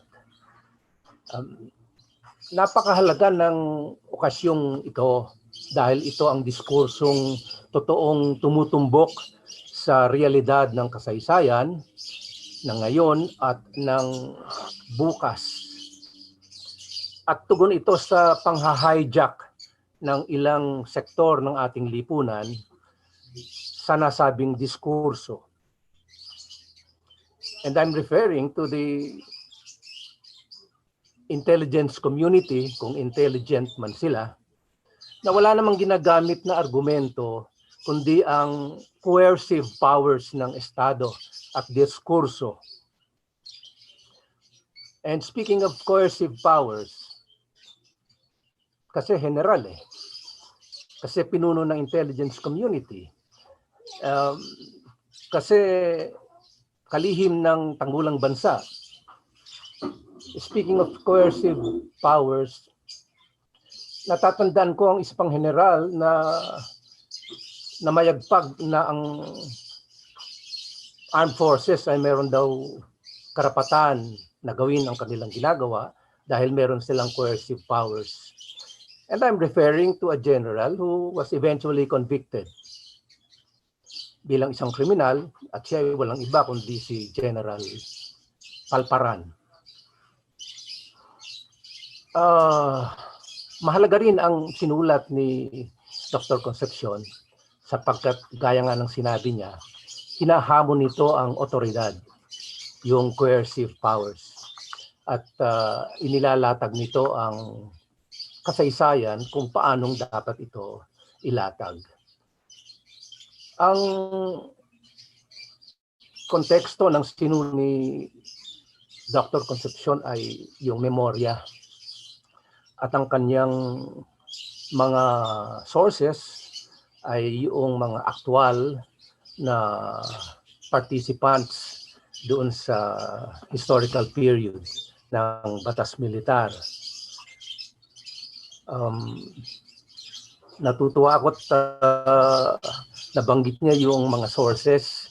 Alam niyo doon sa mga sources ni Dr. Concepcion, isinulat ko dalawa lang kung di ako nagkakamali ang hindi ko nakasama at nakilala ng personal dahil sila ay nasa malayong lugar sa Mindanao. But otherwise, si Louis Abreu, si Mia, si Mrs. Feria, si Mrs. Feria, si Professor Feria ay nakasama ko pa mismo nung kami ay makulong at ma-detain sa Krame. Si Cabel, of course. Well, even Mario Mikla at si Susan Kimpo at ang kanyang mga kapatid ay nakasama ko rin. Of course, hindi ako sumasang-ayon sa mga sinabi ko, yung mga data ay sinasang-ayon ko. Meron silang sariling perspektiba at sa aking palagay, nabasa ko yung kanilang sinulat ay karoon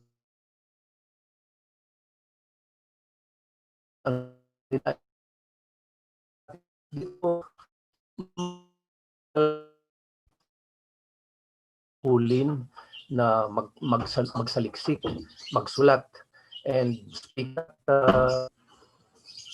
sino ang susulat.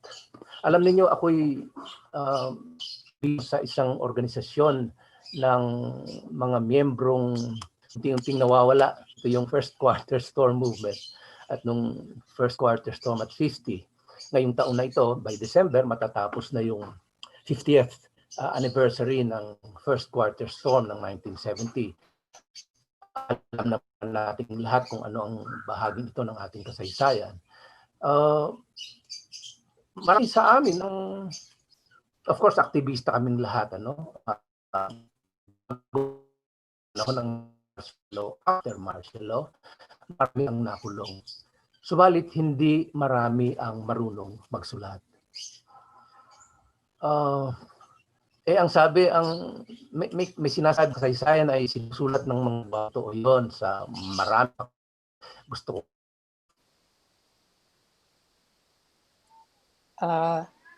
Bonnie, excuse lang Bonnie, medyo choppy yung iyong connection. Posible siguro tanggalin mo yung video para ma-reserve doon sa iyong oral history o yung sa iyong pagbabahagi. Pwede mong lang mag-choppy. Oo, nag-choppy ka. Ngayon lang naman. So, ngayon. Start mo, paki-off yung video. Subukan natin para mas yung connection sa salita mo mas nakatuon. Salamat.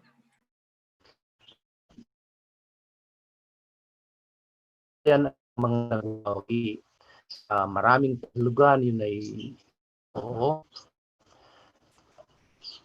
Gusto kong idagdag sa isa ay sinusulat ng mga marunong magsulat. And therefore, kahit hindi pa nagwawagi, sa isa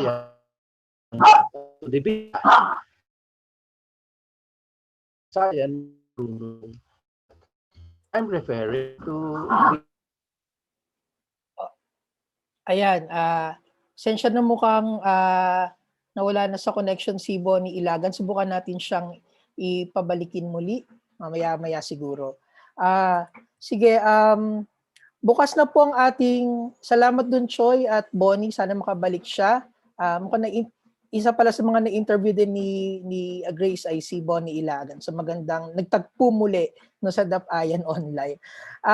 Sa ating mga attendees, una syempre salamat sa pagdalo ninyo. Maaari na kayong mag-chat ng inyong mga tanong or kung nais nyo kayo na mismo ang magtanong, sabihin nyo lang sa chat group tapos i-allow to talk ko kayo kung may nais kayong itanong. Sabihin nyo lang sa ating chat group na gusto ko pong magtanong at i-allow to talk ko kayo. Or kung may tanong kayo, naiya kayong magsalita, pwede naman directly ilagay niyo sa ating Q&A box. Okay? Sige. Rinig na ba ako? Bonnie, sige. Pasensya na. Okay, rinig ka naman. Huwag mo lang siguro i-on muna yung video. Hindi na. Sige. So, naputol ka dun sa bahagi ng ang nagsusulat lang ng kasaysayan ay yung mga may alam. Yung marunong magsulat. Tama, yun. So, pwede mo ituloy doon.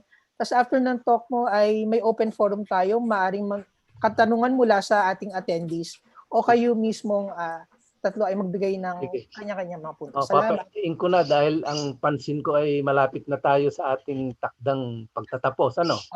Sige. Okay, sige. So, paano naman ang mga aktibong kalahok sa kasaysayan na hindi marunong magsulat? At yan ay totoo sa maraming members ng First Quarter Storm movement na kinabibilang ako, mga aktivista noon, maraming mga detainees. Ito ay isang malaking challenge sa mga historians, sa mga manunulat, sa mga manuniliksik at sa mga akademiko. Dapat nating harapin ito dahil maraming danas ang mga kasamang hindi marunong magsulat na dapat maging bahagi ng ating naratibo. May binanggit din si Dr. Concepcion at ako'y natutuwa dahil ikinorek niya ang ilang mga kamalian sa ating naratibo ng kasaysayan. Halimbawa, ang EDSA uprising ay hindi revolution. Dapat nating limiing mabuti kung bakit hindi at kung bakit ito ay isang uprising at hindi totoong bumaklas sa namamayaning sistema na namamayani hanggang sa ngayon. Ang tanong din niya, naparusahan ba ang mga Marcos? Siyempre, hindi. Hindi pwedeng itumbas yung kanilang pagkakatalsik sa kapangyarihan bilang kaparusahan. Dahil nga hindi sila naparusahan, nagkaroon sila ng pagkakataon na muling makabuelo. At ngayon ay narito sila at naghahasik ng kanilang maitim na balak upang bumalik sa kasaysayan, bumalik sa kapangyarihan at baliktarin ang kasaysayan. Dito nagiging mahalaga ang gawa ni Dr. Concepcion. By the way, tatanong ko muna kay Dr. Concepcion saan ba makakakuha ng kopya kasi hindi ko pa nahahawakan.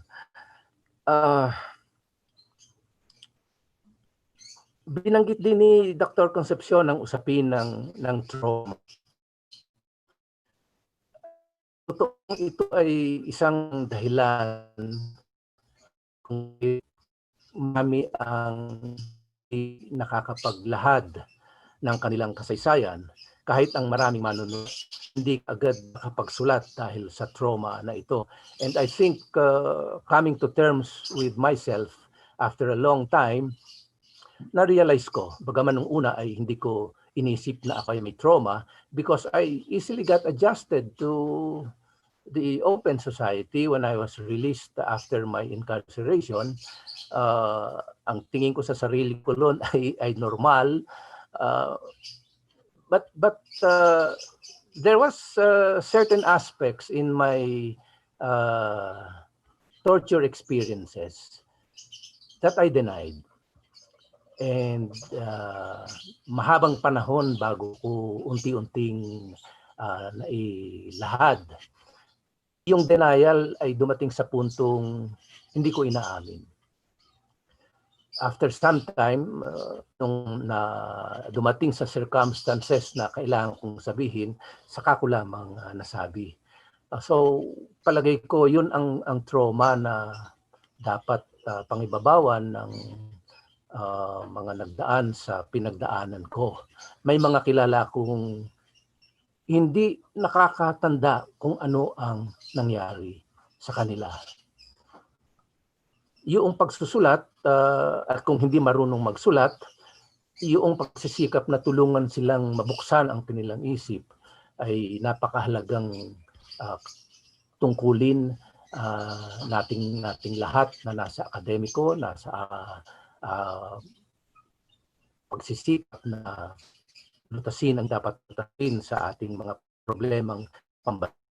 Pero ang sinasabi, itong ating ginagawa, ito man essential. This is a non-essential compared sa situation ng pandemic. Totoo, ang pagsusulat, ang sinipolitika na ganito ka, ay di nagpapakain ating sikmura. It does not feel, hindi puno sa sikmura. It does not feed the stomach, but it feeds the mind. At palagay ko, kung usapin ng mind ang pag-uusapan, ay essential ito. Sapagkat ang isang taong busog nga ang sikmura, kalit hungkag ang utak, ay mananatiling tagasunod lamang ng sitwasyong hindi dapat manatili. And I think that is how and that is what we find ourselves in these present times na ang martial law ay nagpapatuloy gaya ng binanggit sa sinabi ni Dr. Concepcion kanina, pero marami ang hindi nakaka-realize na ang martial law ay narito kahit daw walang official declaration ng military rule. Lagi kong sinasabi, bakit? Sapagkat ang best practices ng martial law ay ginagawa hanggang sa kasalukuyan kahit na itanggi ng mga nasa posisyon. Wala nang pinakamahusay pang ebidensya kundi ang ngayon ay ipinatutupad na Anti-Terror Act at ang kaaproba lamang na implementing rules and regulations. So doon sa usapin ng pagpapayaman sa ating utak, sa ating consciousness, nagiging napakahalaga ng ating ginagawa ngayon. And this is the reason why I would suggest na yung ating academic undertaking ngayon ay dapat makalabas sa confines ng akademya, ng mga campuses, at dapat makarating sa higit na mas maraming bahagi ng ating lipunan. Dalawang huling punto na lamang.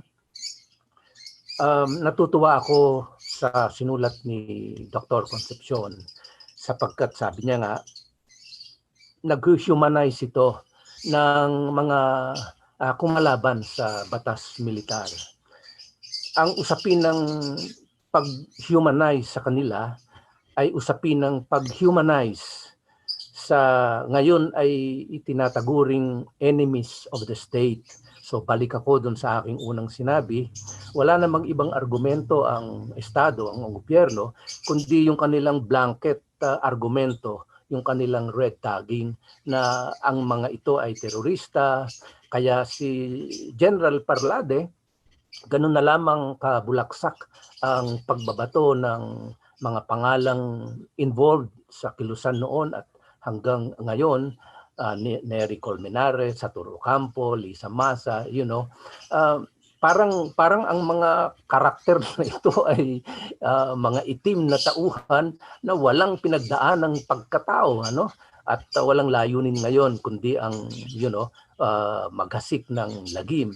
Pero sa mga pananaliksik at mga akdang gaya ng sinulat ni Dr. Concepcion, malakas ang tulak ng pag-humanize ng mga characters na ito. They might be perceived as enemies of the state ng ilang makapangyarihang bahagi ng ating lipunan, pero sa pag-humanize sa kanila, makilala natin sila, ang kanilang pinagmulan, at nang sa ganon, ang kanilang motibo kung bakit sila ay dissenters, kung bakit sila ay kumakalaban sa mga parang mahirap kalabanin. Mahalaga itong gawin ngayon sapagkat gaya ng sinabi ko, ang mga direct participants sa panahon ng martial law ay unti-unti nang nangangawala. Malakas ang epekto ng paglipas ng panahon. Kahit ngayon, hindi kayo maniniwala. Iniisip ko, paano ba kami ginupitan? Paano ba kami ginupitan nung kami ay nakakulong? Hindi ko talaga matandaan.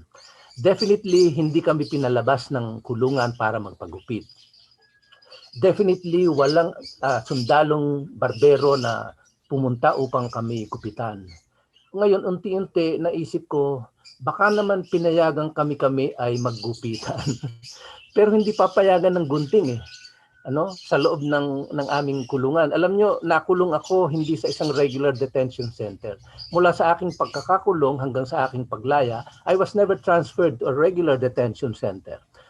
Nanatili ako sa custody ng intelligence unit na, iba ang trato sa mga detainees. Anyway, itong usapin ng pagpapagupit ay isang bagay na dapat tanungin ko sa aking mga nakasama para ma-resolve once and for all ang mga detalye na nagpapalabo. Binanggit ko lang ito sapagkat ito ay katunayan na ang paglipas ng panahon ay napakalakas ang epekto sa memory ng mga direct participants.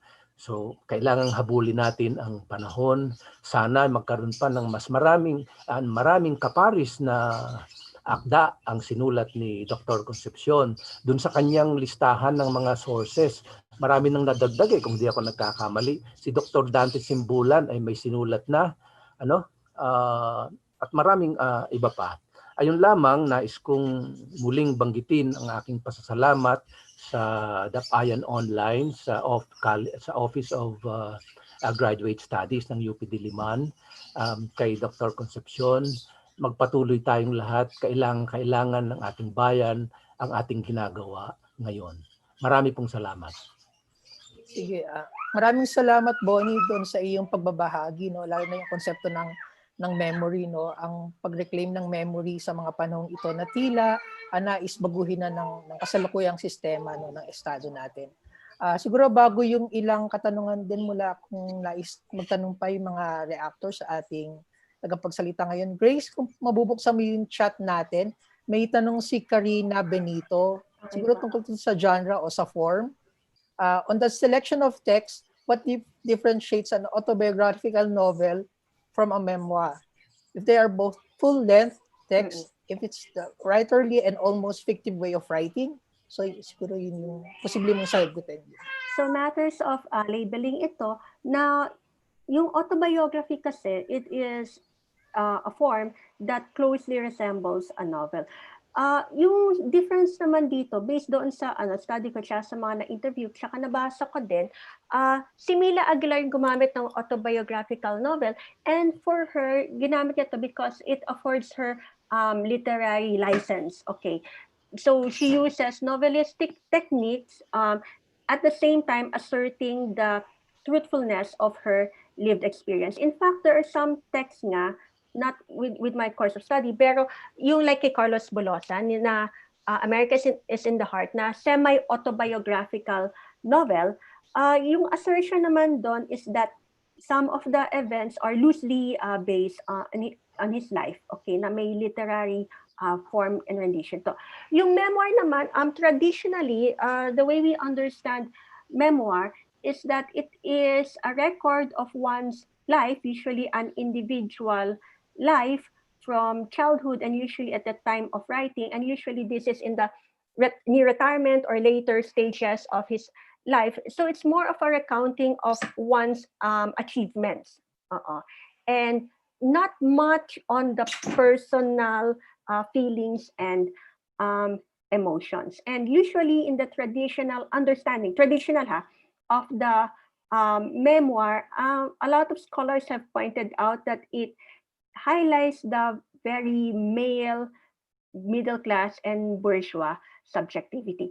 Although there are some writers who uses the label of the word memoir medyo loosely, okay, na hindi naman ganon yung sinusulat na male, middle class, and subjectivity. Parang they use it in lieu of an autobiography, okay, or to recount their own lived experience then.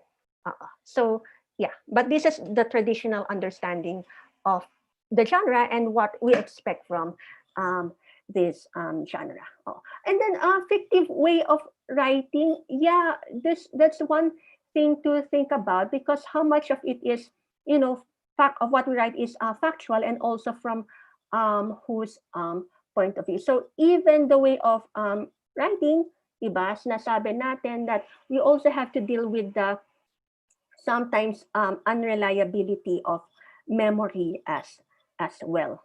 So yun. So there's a lot of debates depending on the text na pwedeng matingnan or madebate ito. Yep. Okay. Salamat, Grace. Sa mga attendees natin, baka meron pa kayong katanungan.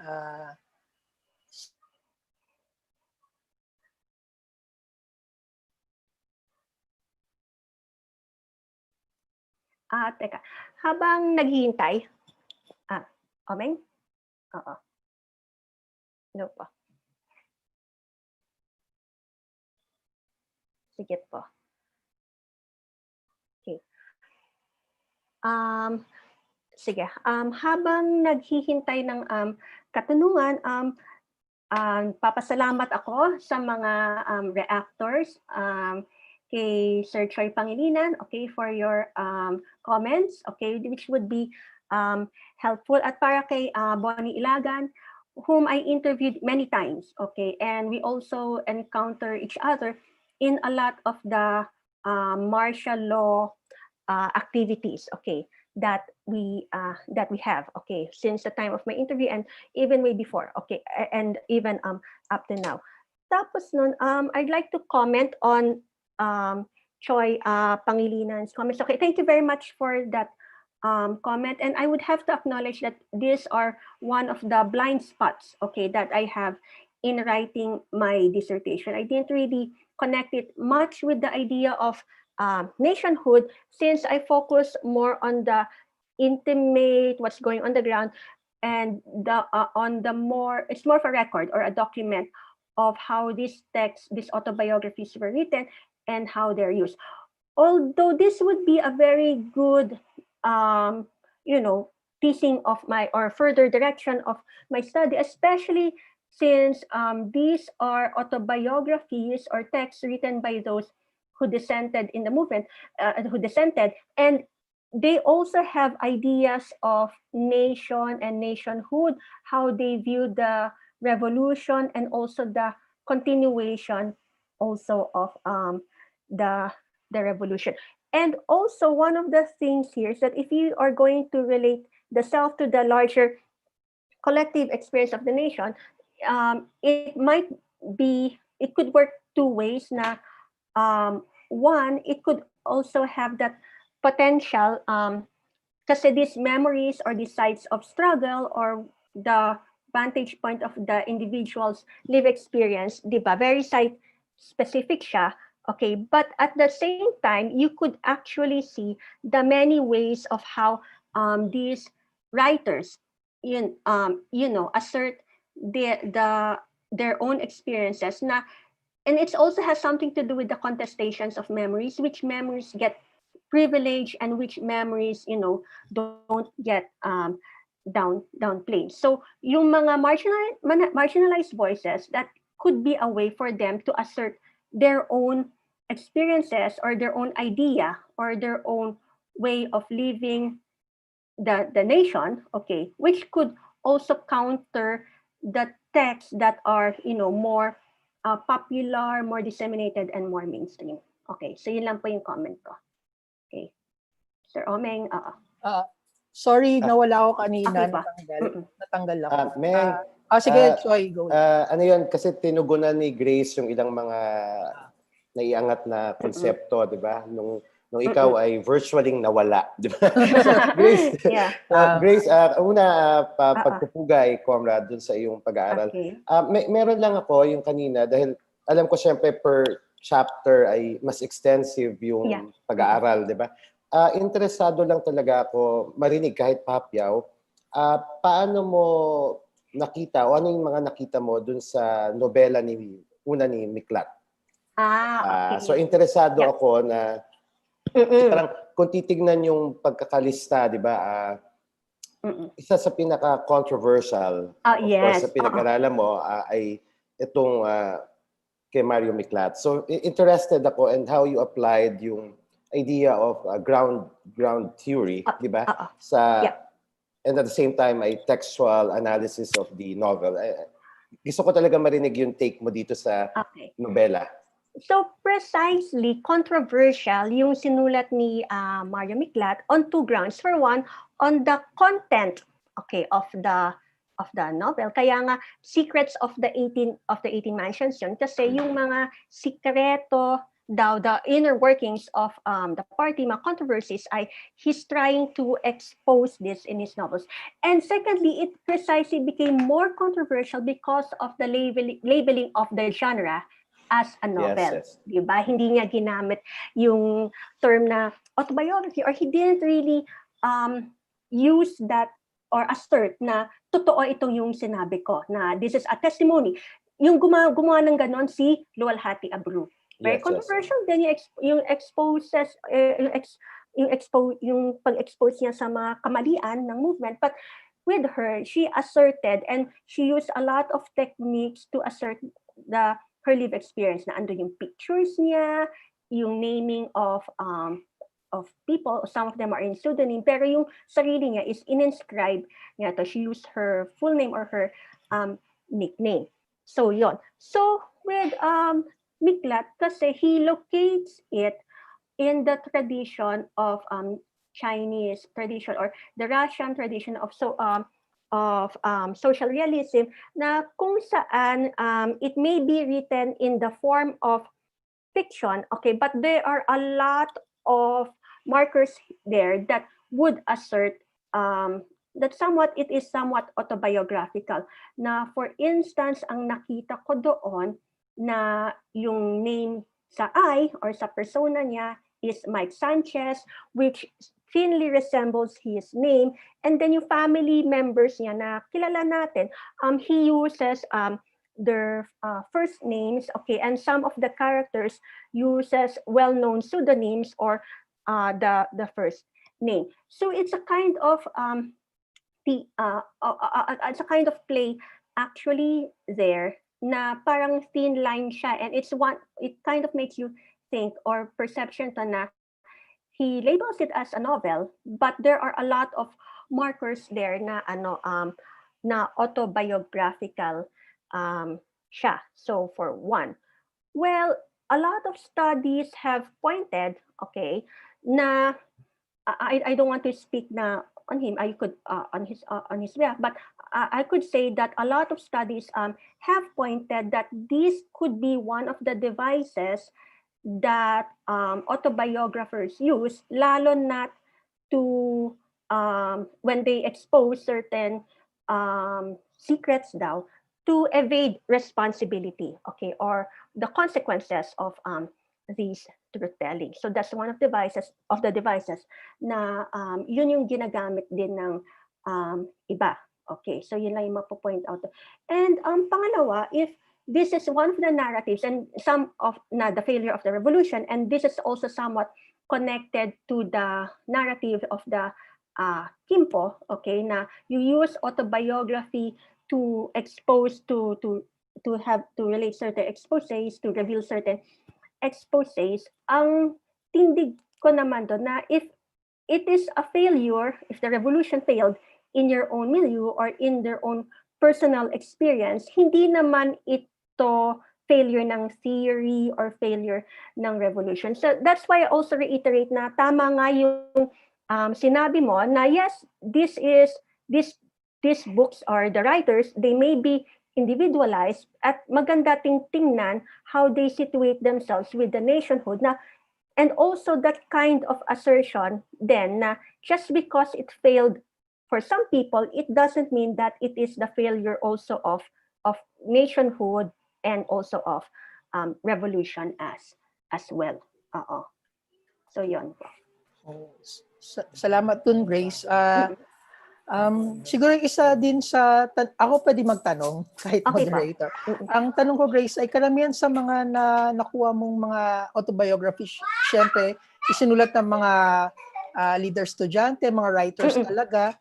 Meron ka bang napasadahan na sa mga sectors natin, halimbawa, yung narrative ng magsasaka na naging biktima ng panahon ng martial law o manggagawa o moralitang tagalunsod, or is it another topic na? Pero yung importance din siguro, kaugnay ito sa binanggit ni Bonnie Ilaga, no, na paano hindi kayang magsulat, hindi masulat ang kanilang autobiography. So, hamon pa rin ba to sa ating mga nasa akademya na saliksikin din natin yung narratives ng mga biktima na hindi nila naisulat o naitala ang kanilang mga naranasan sa panahon ito? Well, at most autobiographies or memoirs of the working class, yung kay Cesar Lacara, si Tatang, and also to a certain extent yung kay Cabel. And particularly kay Lacara, they were written with the help, okay, of the collective then. So sana mas marami pang ganun. And in the particular way, nasususugan ko lang din yung sinabi ni Sir Bonnie na, nga, yung tanong na paano nakakapagsulat sila dahil because they can write, and in addition to that, they are surrounded with people who can help them write. So also in my study, these writers also acknowledge na, I was able to write, dati I wasn't able to write, but now I can write because there are people who help me edit and there are people who help me publish. So there's also that kind of connection. So siguro sa part na yon, I think the best route to take for those who can't write for whatever reason is through the form of oral history. Na there could be a very non-invasive na audio or tape recorder, and then magkukwento lang ng magkukwento yung tao based on that experience. So siguro yun ang dapat gawin actually, at mas maganda or mas matinding hamon na to record this autobiographical narrative through the form of oral history. Kasi all of these things, like based on what I've studied, all of them were published. And kailangan mo talaga ng capital, cultural capital, and connection also, and a certain degree of education as well to publish. Then, so, yon. Salamat, Grace. Sa attendees, baka may tanong kayo o sa ating mga speakers o sa ating mga kasamang panelists? May Choi, nakahabol ako yes, na Choi. tanong. So, kanina Grace, di ba parang nabanggit mo, particular chapter 6, di ba? Yung autobiography as a revolutionary praxis, di ba? Chapter 6 mo yata yon, no? Yep. Ito. Ngayon, di ba yung libro ni Lacara, which is yung Sa Tungki ng Ilong ng Kaaway, nakita mo siya na parang self that is hidden in the autobiography. May dalawa akong parang gustong maipalinaw, parang interesado rin ako. Una, paano naiiba itong mga huling autobiografiya na to na yung pinag-aralan sa mga naunang sa autobiografiya ni Mila Aguilar, ni Miklat, ni Abreu, at paano halimbawa mo nakita yung idea ng collective nature of writing, di ba? So, kunyari sa Tungki, di ba, si Tatang yung central na iniikutan, pero ano yung mga napansin mo na differences, at paano siya may ugnay na political itong pati yung estilo na apektuhan ng politika nung nagsulat, di ba? So for one, particular kay Lacara na the self that is hidden in autobiography, like I've mentioned, not much divulging of personal details, but more of the description of the social milieu bilang isang azucarera. Noon, or so buhay pesante talaga siya. And then doon sa chapter 6, yung pagkakaiba ng autobiography ni Lacara and also yung kay Cabell, which was posthumous, kaya both biography and autobiography siya, is that they stress the open-ended nature of revolution. Kasi ang autobiography or traditionally yung memoir, sinusulat ito during the later stages of your life. So meaning na retirement, nearing your retirement or pag-retired ka na, and then parang ang autobiography din is like katapusan mo na din yon. So kahit buhay pa yung autobiography, doon nagtatapos yung kwento mo. Okay, the end. Pero dito kay Lacara and then kay Cabell, open-ended nature siya kasi yung ending nung kay Lacara is that they re-establish the party nung panahon ng martial law ng 1970s, and then sabi niya is magpapatuloy pa yung revolution. Okay.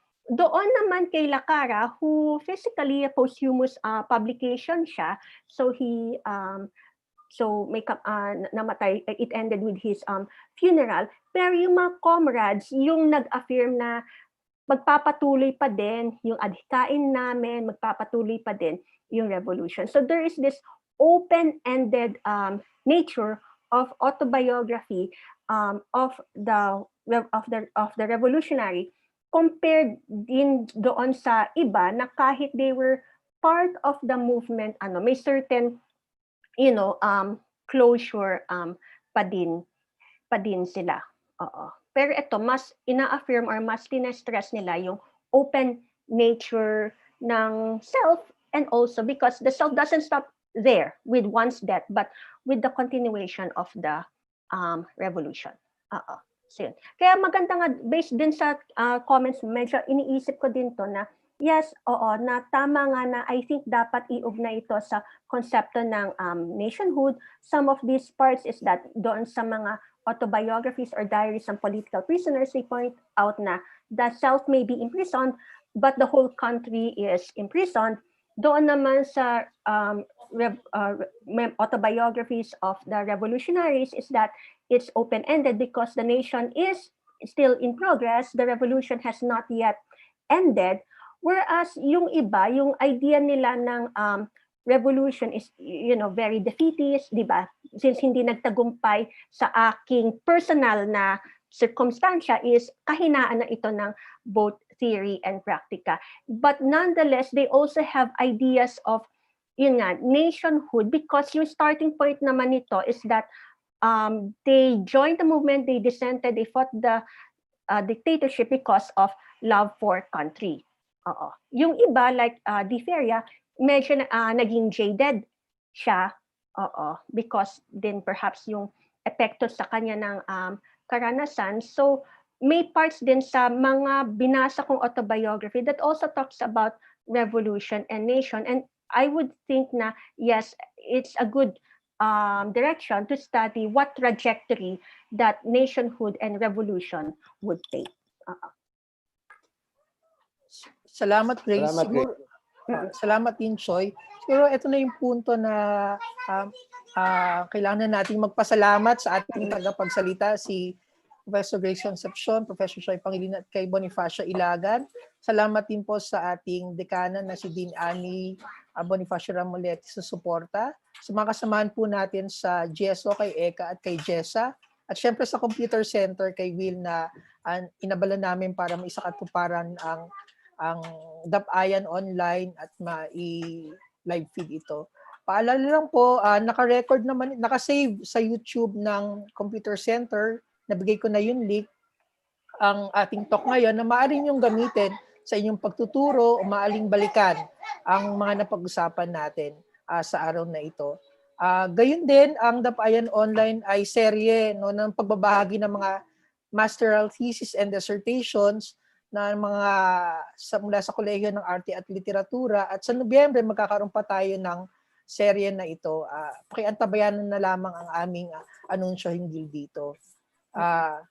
Kung wala na, may huli pa bang pasalita o Grace? Sir Omi, papasalamat din po ako sa pag-imbita at salamat po kay Dean Ami, kay Choi sa komento at kay Sir Bonnie.